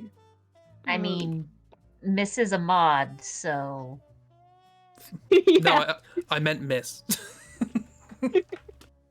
Fact. Quickly, say good things while he's distracted. Oh, it says here you're all horrible. Fact. Wow. Indian jumping ants, which apparently exist, can smell which of the larvae will mature into a queen. Nice. There are also the things called Indian jumping ants. Yeah. That's the thing. Take that to bed with you tonight. I mean that doesn't. I mean, not the Indian jumping ant part, that I didn't know, but the being able to smell what's going to develop into a queen doesn't surprise me, because I No. think it's pretty common with a lot of those hive-type animals that the difference between what develops into a functional queen and what develops into just a worker mostly has to deal with what hormones are going off, and you can smell those, in theory. Can I? I mean, Well, you probably Can. not. Yes, you Oh. specifically can. Me. You missed that off the Well, list of it might- compliments. might I be can different smell with different types of ants. jumping ant larva. Because I know, like the black ants we have here, we have like the flying ones, which all then turn into queens of their own. Mm-hmm. I heard that as Queens of the Road. I don't know what to do. Queens of the road. Queens of the Road. Yeah. Mm. Yeah. I mean, if they build their hill in a road, maybe. Yeah.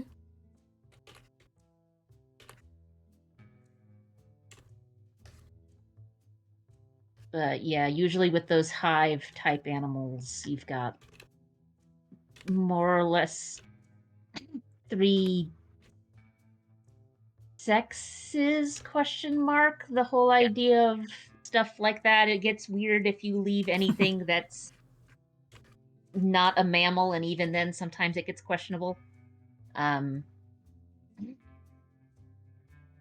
You have basically the ones that can produce eggs, the ones that can fertilize the eggs, and the ones that get literally everything done.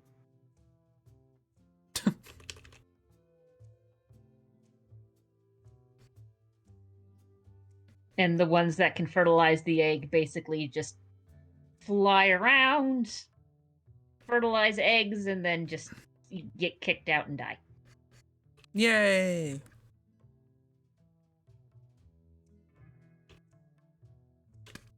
In And fact, that's the society so-called alpha males want us to live in, honestly.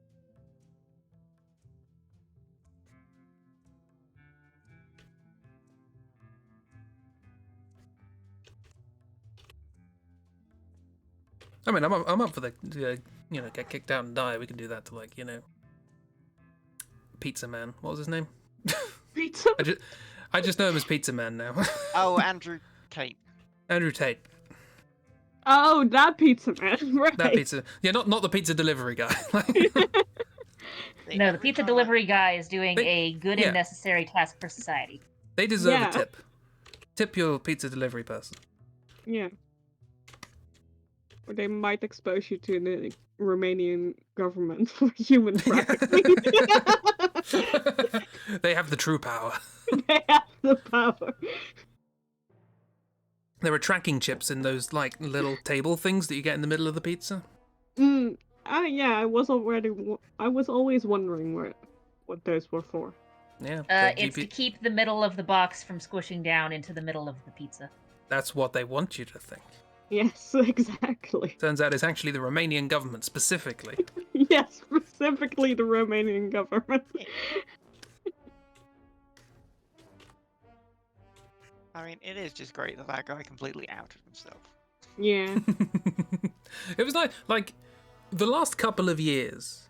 Oh no, it's been the other way around. I shouldn't end that sentence then, for fear of. Well, I don't believe in jinxing, but chat does probably.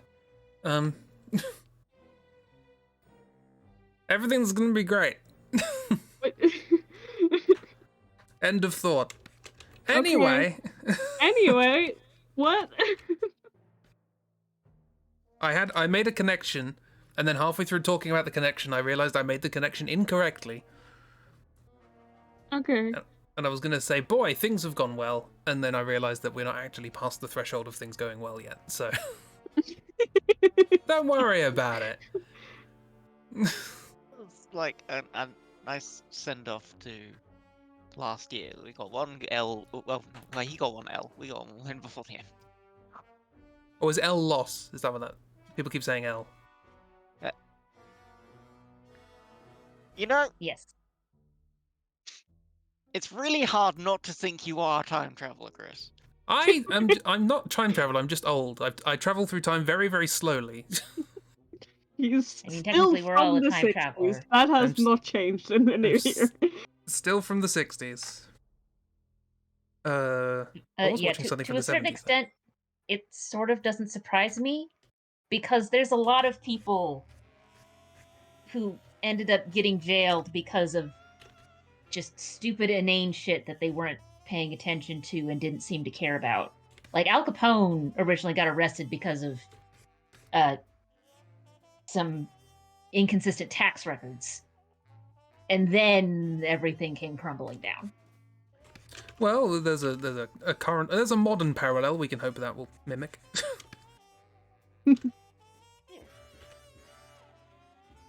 Will be mimicked by Yeah, that. nobody pays language. attention to the help, and then that screws them over. Yeah.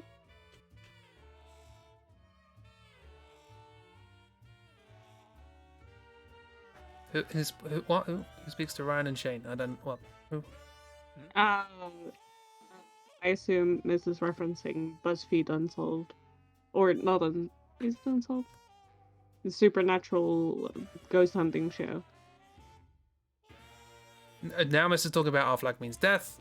Okay, now I'm confused. Ghoul boys! Yes.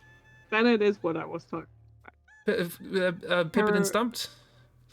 Ryan and Shane have a little ghost hunting show now on the YouTube channel Watcher, where they go ghost hunting in various locations. Yeah, Ghost Files it's called now. Oh. I thought it was called Ghoul Boys. Right. No, they are the Ghoul Boys. It's called Ghost Files. What? You can't have two titles. This is a silly idea. No, they... The Ghoul Boys do Ghost Files. It's not two titles. It's the same thing. Well, why do they have a name for themselves when their show is a name for themselves? Bear hates Watch. What is Watcher? It's their YouTube channel. They also do Right. Puppet History. Oh, I know that one. Well, I haven't seen it, but I know of it. I know people like it. I think you should get into Puppet History. I'm not a fan of the ghosty things, because things like that annoy me. So Yeah, but I think you should do you should do Puppet History. I should do puppet history. That was one thing I wanted to do last year. Is I wanted to make a puppet. Make Jurgen. I will say Jurgen. my favorite, and I don't remember what it's called, but there apparently was my favorite concept of like ghost story show is that there is or was apparently a ghost hunting show where one of the hosts just doesn't believe in ghosts, and I'm not even sure if they're aware that this is supposed to be a ghost hunting show. And basically he goes around and is all like, oh yeah, there's a natural gas leak here, you should fix that. Those things you've been seeing, there's methane in the house. Oh, the creaking. Hey, I know a carpenter who could. I recognize this sort of door problem. Your house needs to be lifted a bit here. It's sinking. And just finds all of these just really mundane reasons for why the house is or building is doing weird shit. Yeah. And then it gets fixed. That sounds like an entire series of gaslighting. I remember there was a thing going around of people like, there should be like a kind of ghost hunting show that has like the token skeptic, somebody who just really doesn't believe in it, and they drag them in when things get really dangerous because disbelief is like anathema to ghosts. It makes them go away. People who don't believe, they can't see the ghosts, so it makes sense that if you drag someone in who doesn't believe, the ghost goes away. And yeah, I like that idea. We got a dragon, Kevin. The poltergeist is going nuts. There's a lot of stuff out there, though, where you're just kind of like, ooh, supernatural thing, and it's like, okay, but you have to understand some of these things, no, there is probably an actual reason for this, and yes, methane leaks will make you twitchy, and sometimes make you see things and hallucinate and forget what you were doing. So please check for a gas leak. Everybody, check your gas. Ignore this stream. Go to check your gas. Leave now, and forever hold your gas. What? Yeah. You just leave it there. Goodbye, everyone. No. You have IBS. Oh no. Well. I don't know how to help with that. Have you considered eating fudge?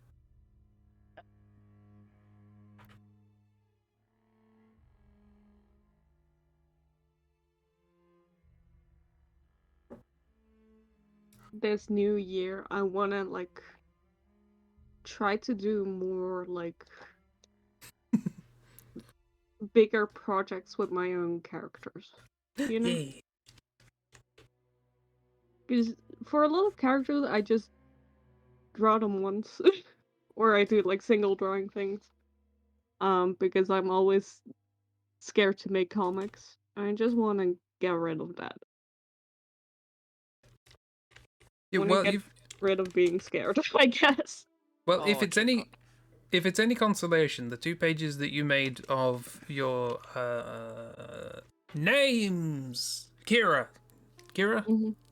Yes, the 2 pages you made of that, they were real good, and it was funny. I liked it. Yeah, I want to do more like that, of just playing around with my own characters. I mean, you're all gonna see plenty of fan art still, but you know.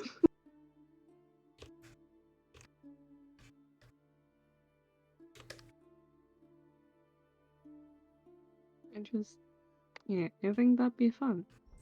Yeah.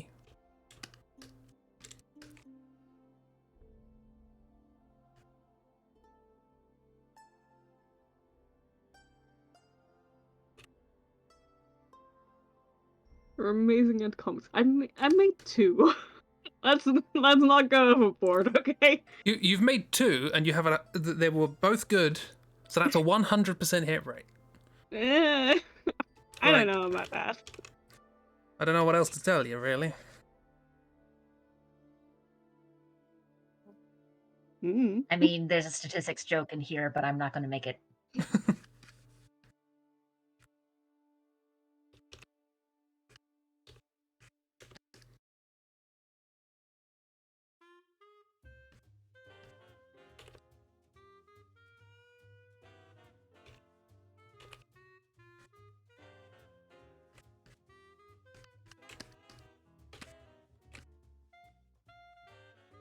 Yeah.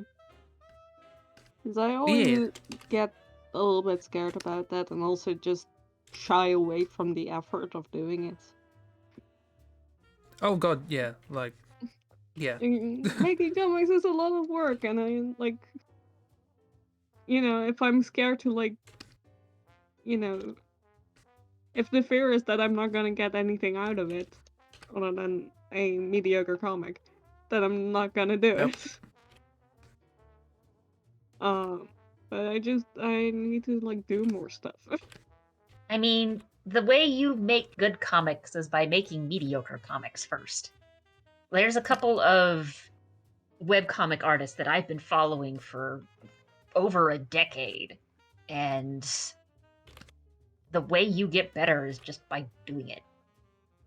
Like, Yes. there's one comic I read that wrapped up recently, and the artist and writer who work on it, husband-wife team now, are starting work on their second project, and the difference between the art the two of them are making now and the art of the comic from like 2005, I think, is just so different. Let me see if I can find some old stuff in their archive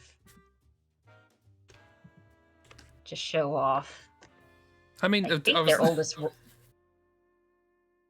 I was talking about during the hangout on Friday. I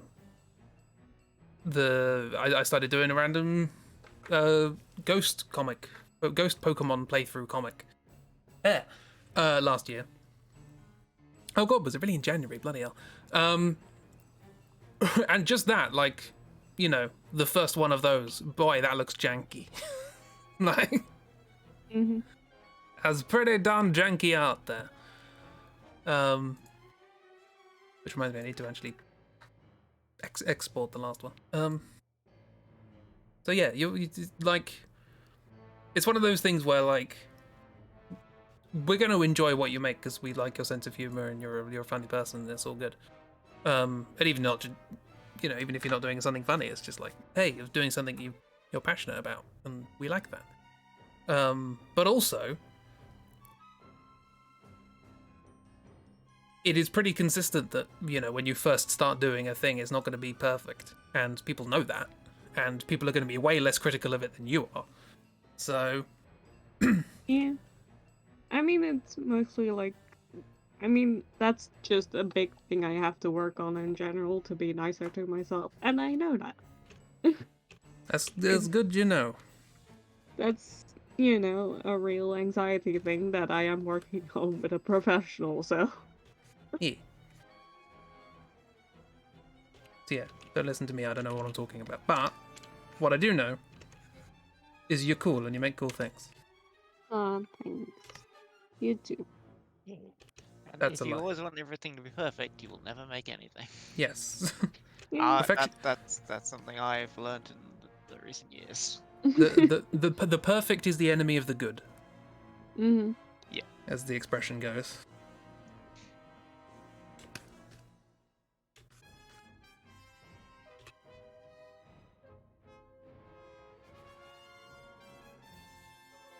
Which is why I should Changed probably around their archive. get around to actually bloody doing this Outliers comic that's been written for 4 years. Ah, there it is. Side stories. In there.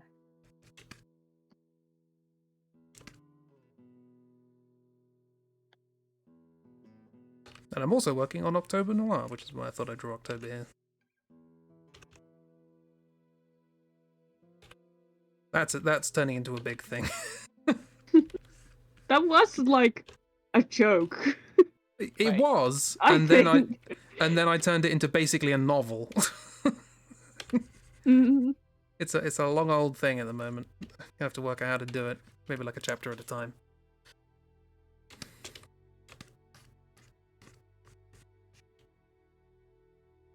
Wait, you're turning October into a noir detective? Yeah.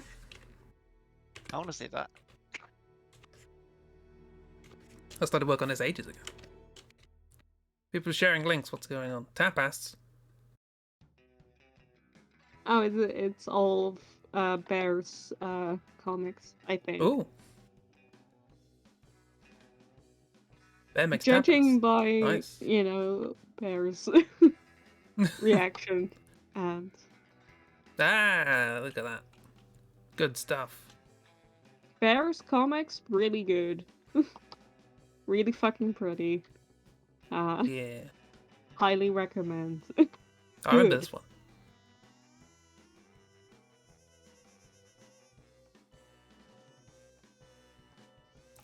I shouldn't spend the stream reading someone else's comics. Just read Bear's comics aloud on stream.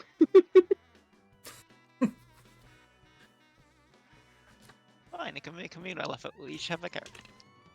So Yeah. I found a Draw picture in through their of- archive that actually has a bunch of pictures of some of their early work all together. And I've put that Wow. in the Discord. And that's not even they've improved even more from the stuff that you see there from 2005.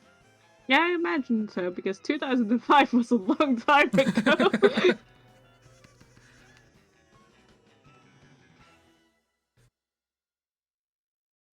That's just showing some. Go away.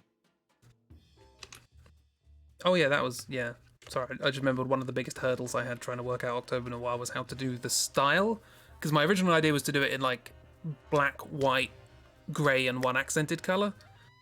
But then I remembered that October is just like at least 4 different skin tones, so Yeah, I get that. it's I mean, tricky. Yeah. It is a problem I have whenever I think of making comics, because my styles that I do are quick for illustrations, for like character Yes, art. yeah. They're not quick for I can, make an entire comic with it a day. Yeah, that's the other thing with like the Dishonored one. I'm like, how am I going to do the backgrounds quickly? Like, And here is a page from near the end of the comic they just finished. Oh wow.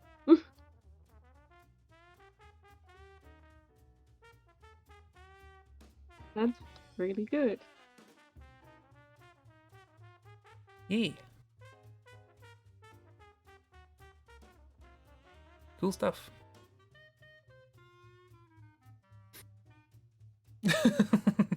Yes, more Bit- chap art.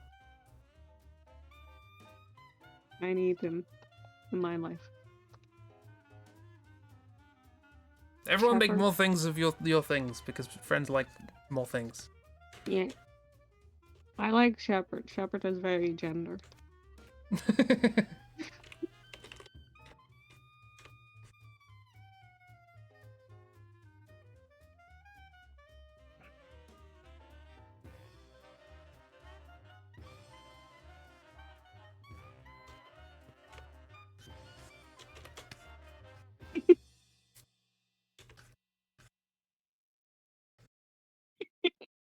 Glad you agree with me, miss.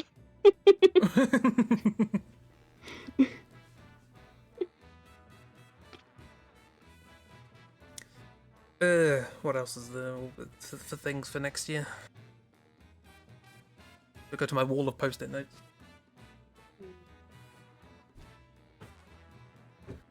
Okay, let's not go to my wall of post-it notes. I'll pull down my headphones. Maybe you should draw Shepard.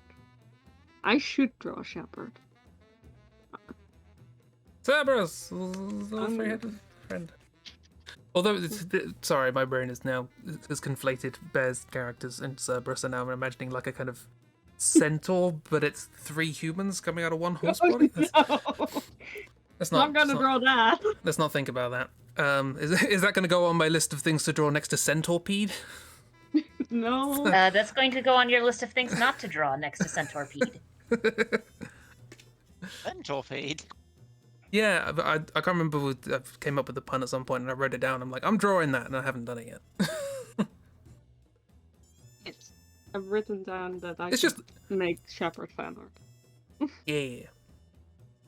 Everybody make... Oh yeah, that was another thing we were vaguely talking about, doing a zine. Oh, right. Yeah, we should do that. We should make a scene of Yeah. things we like. Zines! Friends art scene. Or friends times zine. Friend Not even- times.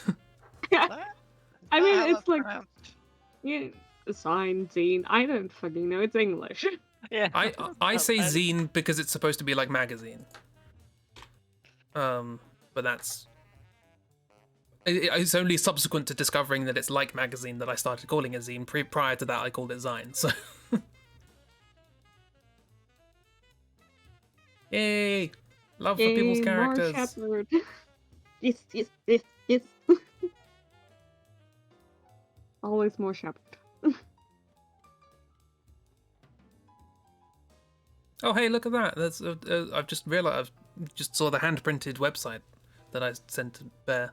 And it seems apparently they have gift vouchers, so you can gift people vouchers so they can buy things there. That's a thing. Hey, miss, that's a thing. I miss. And, you know, on an unrelated note, Bear wants to get into doing lino cut, so... Anyway, On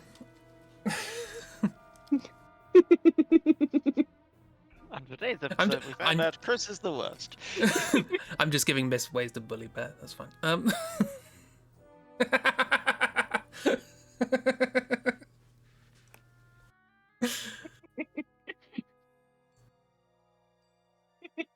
We are a family of bullies. I mean, that is true. Save the money. Keychains, nice.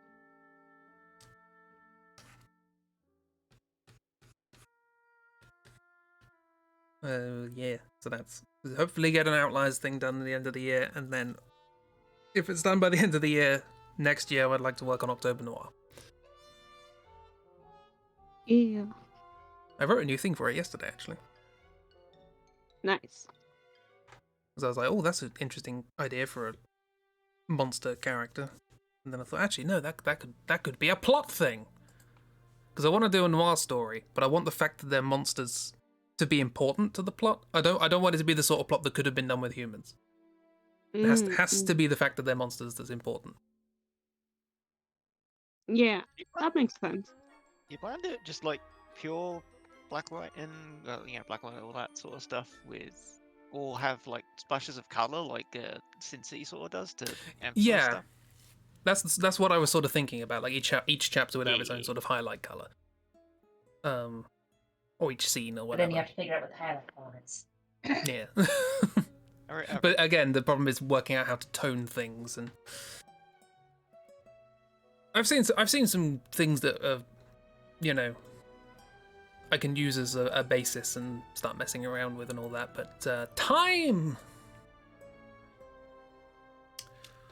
What kind of monsters? Oh, I used to do a comic called October and Co, which was basically monsters in an office. Monsters doing office work. And it was basically any monster I could think of that would be funny in an office. So October down here.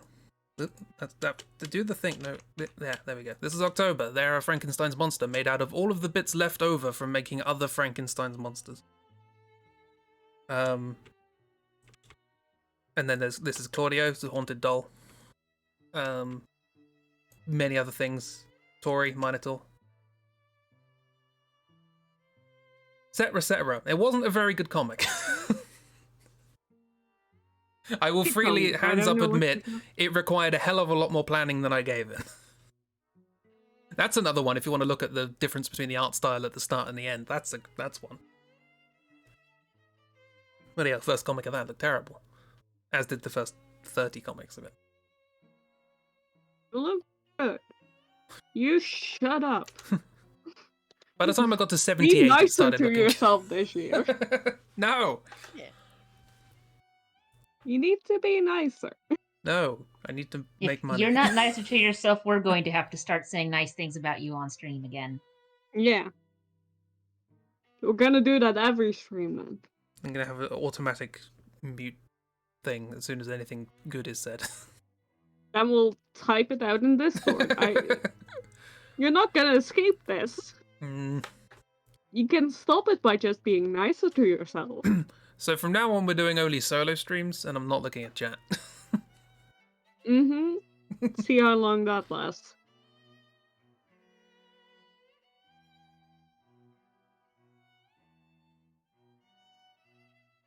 I forgot about Wallace. How could you forget? It's a defense mechanism. Oh god, what is it? What is it? What is it? You ate it. It's okay. We have this fun toy you gave us. Yeah, I mean, to be fair, there might be an OBS update that I haven't installed, and that just might break it. So we'll Chris see. does take emoji commissions. Yeah, I do emotes and stuff. Yeah, he does. I need to make more emotes. Actually, I've got like 25 slots on BTTV that we can use. You said that every time. Yep. I know, but and then I filled my time up in between with working on other things. Like, if I sat down and worked out how long it would take to do all the things I want to do this year, it would probably take 5 years. You can find all of Crispy's emotes that he has made in Better Twitch TV for reference. You kick off with Crispy Jank. You kick off with something deliberately made to look janky. No, I did Flynn first. And then I did Crispy Jank. Oh, okay, in that case Twitch just isn't showing me all the things you're posting. Great! Oh yeah, Flynn's another character, the little blob dance. They're a blob. Yeah, Chris did that. That was a character from an October. He makes animations too. Occasionally. Too often for your own good. A lot of them are like 2 frames. Like the dancing crab, that was like 3 frames. Cthulhu Badum Tish, that's 4.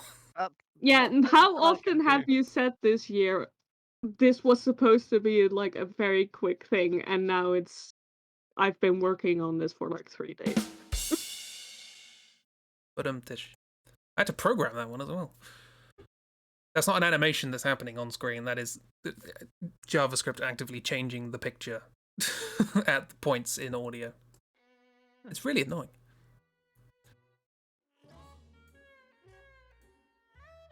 I also program. You want anyone to program? I also make music.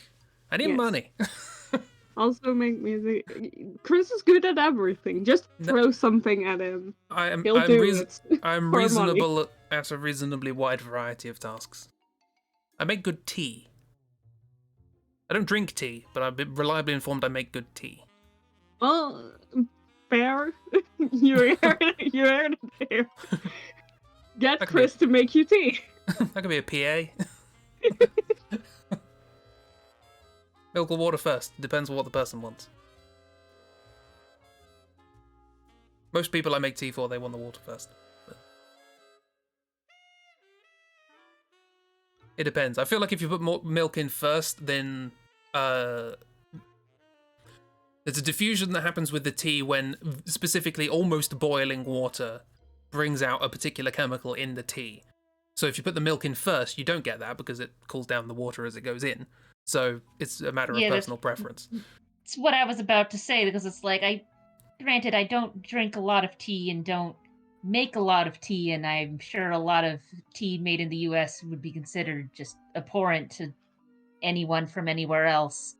Because we drink iced tea here a lot. Must be. I mean, I also have seen some TikToks of Americans who make tea. And they're very funny. But yeah, my understanding with is a microwave. The tea flavor comes out. I don't even drink tea. My understanding is that the tea flavor comes out with either heat or a lot of time if you were doing an ice brew. You can brew. This is one of the things that, like, because I specify something happens if you're making it with almost boiling water. And this is some of the issues if you go into like a coffee shop and buy tea, is that usually the machine that they use that has hot water is the right temperature for coffee, which is lower than anywhere near boiling because coffee burns. So you can't get the same sort of diffusion from a tea made with a coffee machine. Again, I know I don't drink tea or coffee, right? Yeah. Well, I mean, I just make you've so got a many similar drinks for thing other with- people. You've got similar things with different types of teas, because if you're talking tea leaf tea, Oh, yeah, which, yeah. by the way, Dark, you can't be rah, rah, rah about how other people do the tea. You guys stole it from China. We did.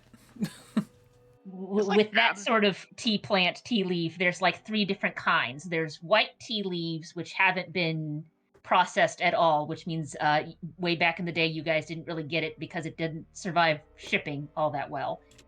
And that one's lighter, and you want to make it at a lower temp and not seep it as long, because otherwise it gets weird. You have green tea, which is processed a little bit. And then you have black tea, which is processed the most and also survives shipping the longest, which is why most people are more familiar with what is essentially the black tea.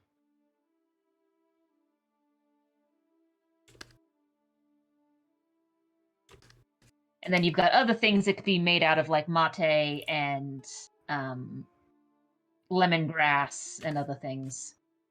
I like lemongrass. It tastes citrusy, hence the name.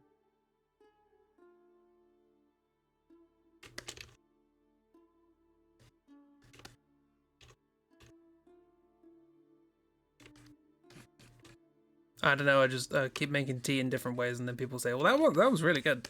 Cool, got it. You also make good hot chocolate. I now have experience with this. Did I make hot chocolate? Yes, you did. Oh. I remember bringing hot chocolate. I don't remember making it for anyone. Yeah, you did.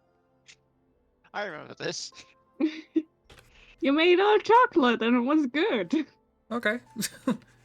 I forgot marshmallows. I was going to bring marshmallows. Yeah, but I didn't like marshmallows in my. You can't even bring yourself to say it. I kept wanting to say marshmallows. You still can't. Marshmallows. Marshmallows. What is It the Dutch sounds for like marshmallow? you're trying to say marshmallow with a marshmallow in your mouth. I actually have, for Christmas, I got a bag of jumbo flumps, which only, like, if you wanted to put one in your mouth, it would just fit. So I am tempted to do an entire stream with one in my mouth. Why? I don't know. Marshmallows. Eat it. Marshmallows. I can say it now. What is the Dutch for marshmallow? Marshmallow. Oh, okay, right, okay, well, we can't get around it like that then. I cannot. I was gonna like try to use it as an excuse, and then I remembered that it's just marshmallow.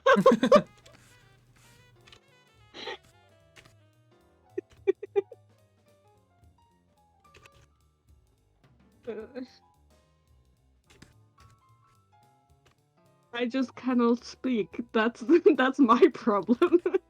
I mean, marshmallows are sort of a recent thing. Because Yeah. really, if you think about it, what marshmallow is for the most part, egg white, sugar, and gelatin.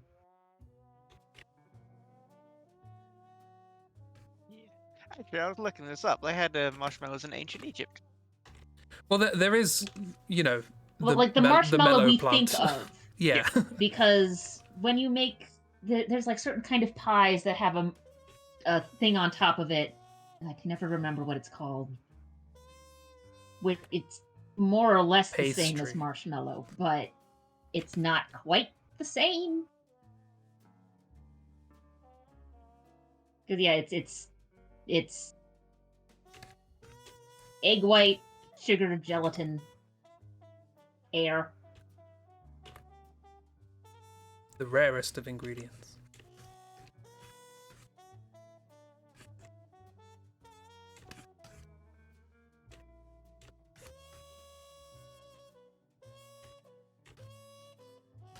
Because they also have had, because Jell-O has also been a thing for a while, but the thing that they used to make using gelatin to make quote unquote Jell-O type things was not like the cubes of vaguely fruit-flavored wiggly bits that you usually see in the store these days.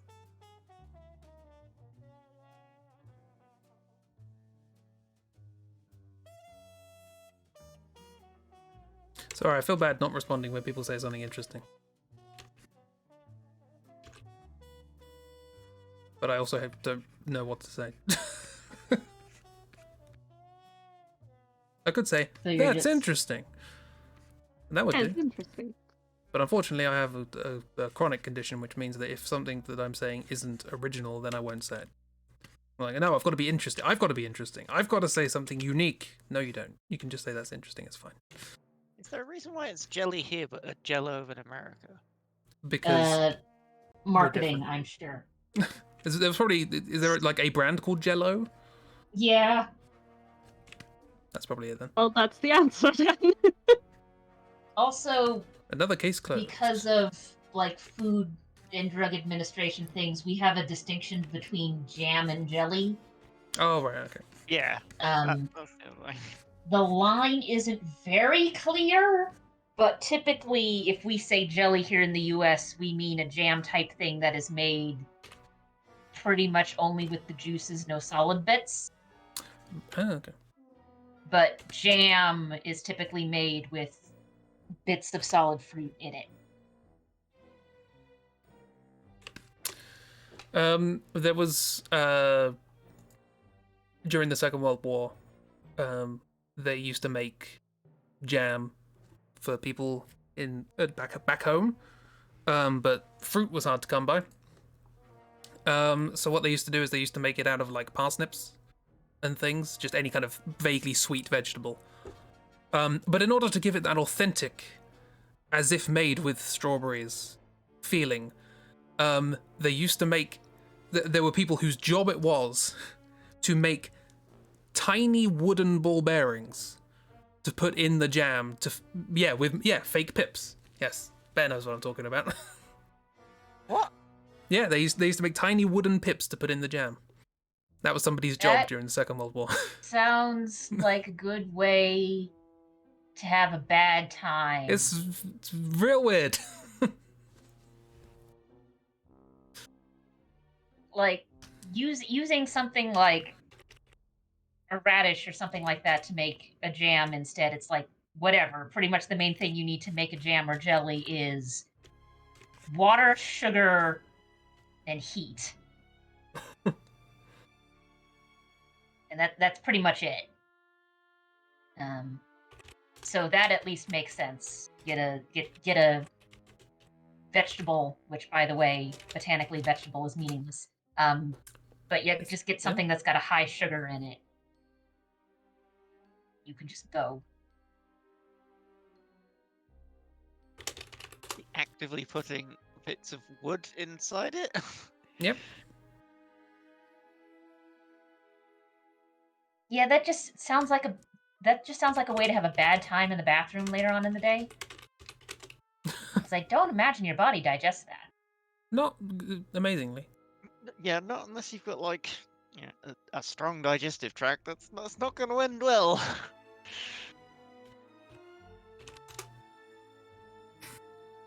Does remind me a little bit of something I watched like years and years ago, which is still stuck in my head. There's this TV program in the Netherlands which like researches like foods and things and like their ingredients and finds out stuff about them. And like make sure everything is up to code. And they did like an episode like years and years back about, I think it was Kellogg's, like Ooh. the cereal brand. And turned out there was like literal iron in it, as in shaved up bits of iron. Oh. And they like put a Okay. bunch of Kellogg's into like a little like water tub and then like use the magnet to pull it around, so you just big That's- ball of Kellogg's just floating around a little basin of water. Okay, taking stuff like flour mill and enriching it with minerals and vitamins is a thing, but that's not usually what that means. No. We're gonna make Well- sure we enrich this flour with some iron in it. That's not no. Yeah, That's some, not someone what that took means. the your recommended dose of iron a bit too seriously. Yeah. I do remember. Also, I'm so- pretty sure that iron in the state that a human can eat it and process it is not the same as iron, the metal that will stick to magnets.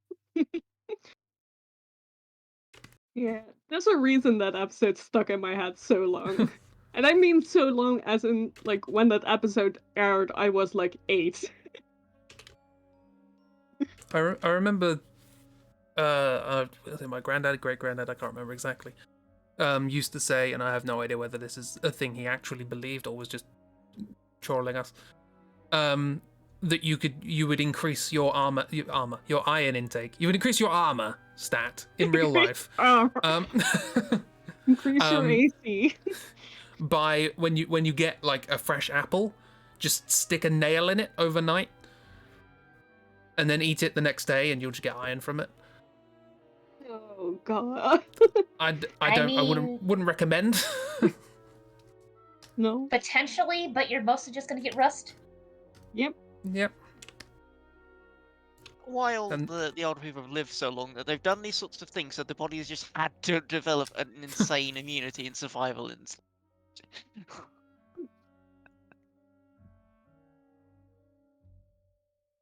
Okay, yes. So I found a quote, which was yes, in the 1940s there was a radio show. No, 1950s. So this carried on after the war. There was a radio show hosted by somebody called Wilfred Pickles, which is a great name, and basically he would invite people to just come on and have a go at weird things and see how they do. But somebody here says like, oh, I remember listening to the show, and he said, oh, what do you do? And their answer was, I make raspberry seeds out of beech wood at the jam factory. And everyone was like, what? You do what? So yeah, they used to use beech. If you want to, more specifically, beech wood. Which, if Valheim has taught us anything, is harder than normal wood. We can cut Yeah. it now. Yes, we can make our own jam. That's what we needed to make jam in Valheim. We needed I'm not beechwood. putting beechwood in the fucking Queen's jam. I mean, yeah, I was about to say we were already able to make jam while we were still hunting around for metal, so Not proper jam. Not without the beechwood. I mean, yeah, the Val hunting aside, that's actually a hard wood they're putting in jam. That's not that's meant to be a hard wearing material. You don't eat that.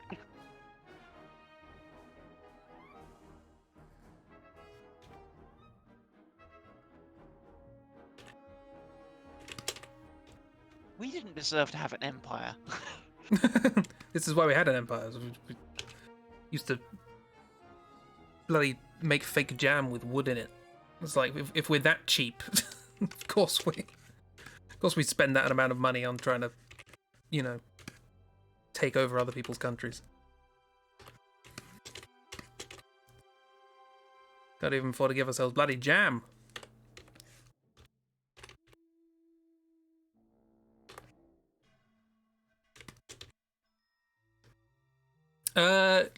In Aussie, ice cream's on a sticker called Paddle Pops. What are they called here? Ice creams. Ice lollies, yeah, probably. Yeah, if they don't have like cream, they're ice lollies.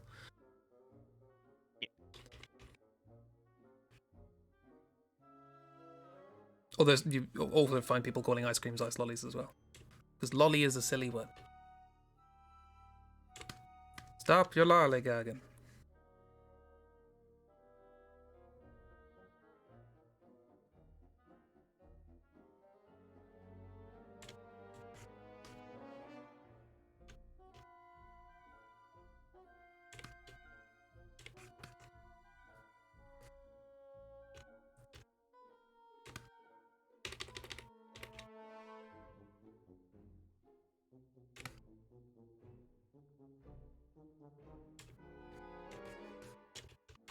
What's that parsnip doing? They are filing down a log to turn into a pip. Here is the pile of pips that they have completed. And here I thought this was supposed to be stuff you wanted to do for the next year. This does not look like a fun time. Well, you gotta have a hobby. Imagine that being on your CV nowadays. It was a pip carver.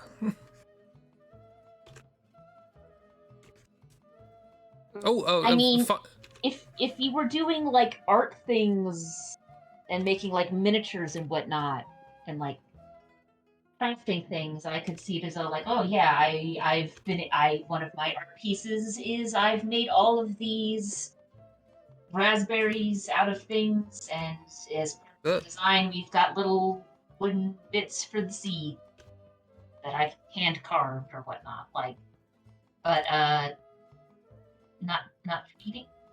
These were for general consumption. Granted, there is at least one tree that we do consume, though granted not in solid wood form, because cinnamon is tree bark. Mm. There's also people like maple syrup as well. Yeah, but that's tree sap. Yeah. There's a difference between the sap, because if you want to get technical, there's a lot of trees part of it. It's just not the woody part.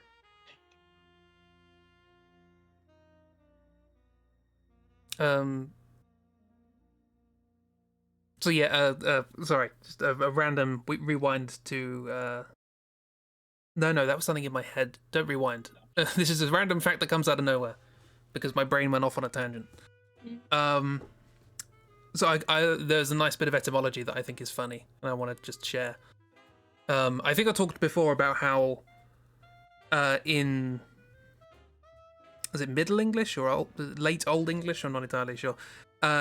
If you wanted to describe somebody's profession, it would be different depending on whether they were male or female. And the male would end in and the female would end in stir. So if you baked, for example, and were a man, you were a baker. If you were female, you were a bakester or Baxter, which is where we get the surname Baxter from. Same with brewer and brewster, spinner and spinster. We get a lot of words from the female side of things because usually they became family names. But one of them that I quite like is seamster. Somebody who sews. And we didn't have seamer. We just had seamster, largely because the vast majority of people who did this were women. So we just stuck with seamster. And eventually more and more men started doing it, and it just became a unisex term of like, oh, this is whatever, genderless people are seamsters. Hooray, grand, we've got one word. Then at some point, presumably, I'm going to editorialize here, presumably when a lot of men started making a lot of money making clothes and so on and so forth, they were like, yes, no, we need the division between the proper, workman and the rest of the riffraff. So they decided to femininize the word into seamstress. There is a seamster and a seamstress in order to have that division, which means that seamstress means sew woman. Yeah, that sounds about right. English, everybody. So yeah, the word seamstress is now like my favorite word because it's really stupid. It's the high femi of sewing. What's the gender neutral between the ers and stirs? It depends on the job. Like I say, seamster is gender neutral. That was just what everyone was called at the time. Or, well, it is now. You can call anyone a seamster, and that's grand. But also, quite a lot of the time nowadays, the male tends to become the neutral one. Like, if it's usually like or s, you go with the one. Or you can take a middle ground and have ters. A seamter. Yeah, it very often gets defaulted to the male form. I say that as we have a lot of like we still do that a lot of between like job titles, there's a male variant and a female variant, and it often follows similar rules. And usually if it's supposed to be gender neutral or whatever gender is known, anything like that, it gets defaulted to the male one. And it is something that I believe people here were or are, I don't know exactly, but they are like trying to like change that. Of like, try to like make the male form not the default. But it's difficult. Well, and I Let's mean, change- sometimes you also have the opposite happen. So, like, the pronoun he, I believe at one point was a neutral singular pronoun, and then eventually it just became the male. And also she at one point was a diminutive, and then it became female because language is weird. Yeah, I don't really know about that, but I do know that, like, regionally, colloquially, we do have gender neutral, like, forms of that, but we aren't taught those in school. Because the standardized Dutch accent is Western, and they don't have that. Screw the West. So it's something I hear like old. I don't even hear old folks say it anymore because it's not used anymore. I believe it does still live in Belgium. It still lives in Belgium. It just moved there. New It postal retired. address. Yeah. Yeah. Because they don't have to adhere to standard Dutch, Western Dutch spelling. Because they are Flemish. they, they do it according to their own rules and terms. But yeah, we are being taught standard Western Dutch in school. Which can cause some difficulty because it's not, it's not the same at school as you hear spoken around you, which is very weird for a child. Yeah. We're just a bit peculiar. Yeah, I mean, yeah, it's mostly like words that nobody around you uses, and things feeling like a bit like too formal and archaic, and just like, how I told you that like, people for whom Dutch isn't their first language, they usually overpronounce the N at the end of words. yeah. Of like verbs and such. Those kind of things also happen for like regional dialects. For me, like the standard Dutch accent is very overpronounced. Yeah. Well, the humans have a habit of taking shortcuts when saying things, and that's how you end up with places like Greenwich. Yeah. Soon to be Grinch. Pretty much. Pretty much.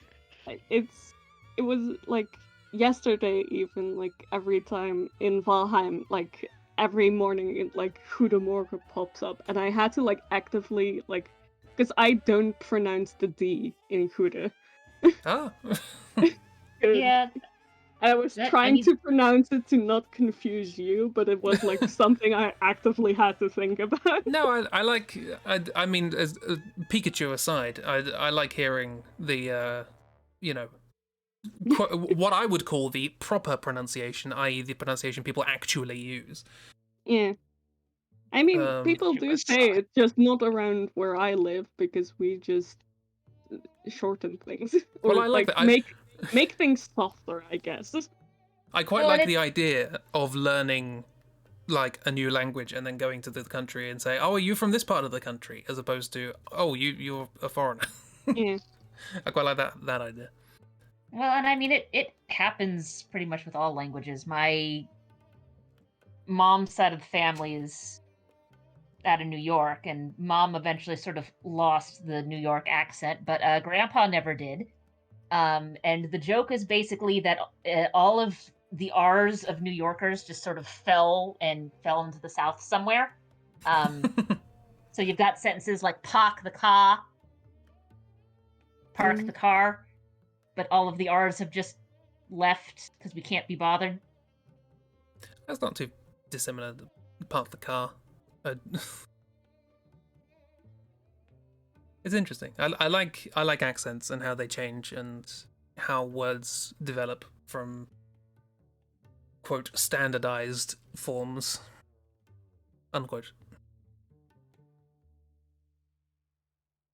Yeah. Oh, I also set my captions to UK English and it spelt standardized with an S as opposed to a Z. That's nice. There's a Boston accent too. Yeah, well, it's New York. That's all I really know. So that R left as well. Also, one of the funniest documents I've ever seen out of U.S. history stuff, to just give you an example of like, yeah, the standardization thing is sort of new. The Lewis and Clark expedition, those were the two gentlemen who, after the United States, quote unquote, bought the western half from the French, because the French were like, hey, we have debts and we have this land, you take it. So Lewis and Clark went across, explored a bunch of things to try and figure out what the heck is there. And one of them just complains a lot about mosquitoes as they're going through, which makes sense because one, there's a lot of mosquitoes here, and two, they were traveling across, they were using rivers mostly to get from place to place and are as landmarks. And what do you know? Mosquitoes like water. But there's like 6 different ways he spells it in his notes that get edited whenever you're reading like excerpts of it from it in like if someone like writes a book and it's like, oh, here's an excerpt from Lewis and Clark, they usually fix the spelling. But if you look at the original document, it's like, sir, pick a spelling and stick with it. Like, this is all the same guy in his journal, and he has got like 6 different ways of spelling the word. That's fair. I mean, you should see my mum's spelling. What was the one? Oh, there was one the other day that I was like, that's great. Oh yeah, gatto. We had a gatto. It's Christmas. Get a nice cake or whatever. So my mum wrote a note. Reminder, prepare the gatto, and she spelt it, I think, very reasonably GATO. So we're gonna get it's not spelled that way. GATTEUX. Yeah. Okay. Or EAU. It's French. Yeah. I mean, that's pretty much all the explanation you need right there. It's French. Mm-hmm. Yeah. But there was also, like, you know, on the shopping list there was lager, but it was spelt larger. You want some larger? You want some larger? Not the larger. Yeah, phonetically, as it sounds. The problem with spelling phonetically is when you get into dialects, as we were talking about before. And all of also a sudden... French. Yes. Like, a word that I always had to remind myself how to spell, because it comes up a lot when you're doing a bachelor's degree in computer science. Q. Yes. Which is another French monstrosity. Where most of the letters aren't just they're not needed. Yes, you just need the first one. You don't need most of these. 5-letter word that should be a 1-letter word. He. That's who, I believe. I only know that because of the Bill Bailey French Doctor Who pastiche, Dr. Key. Q-U-E-U-E. Yes. That's how you remember it. What? Yeah, I could usually remember the first UE, but the French just decided to put all sorts of vowels and consonants in weird places. Well, the fun thing is, like, we have Q, but we also have Q and Q, and it's like at some point somebody needs to relax. Or we could just add more UEs to the end of it and see how long we can go before someone notices. I'm sure we can fit an OUGH in there somewhere. We seem to do that with every other sound. Yeah. What's that sentence? Is it the English can be understood through thorough thought, or and then add more. Yeah, it's something.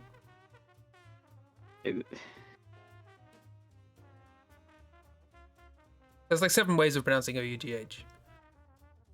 My favorite is there's a place in Britain called Loughborough, which has 2 OUGHs in it. LOUGH, BOROUGH, and they're pronounced differently. Luff and Borough. Oh no, Twitch died for miss. No.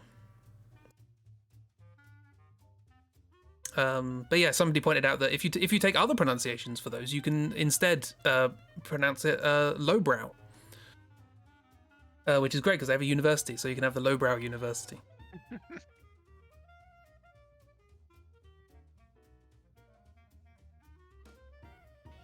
Hey, Zenden loved to miss. I think I'm gonna hop off this. Yes, I was going to say, well, we should end. Yeah. We're going to end the stream.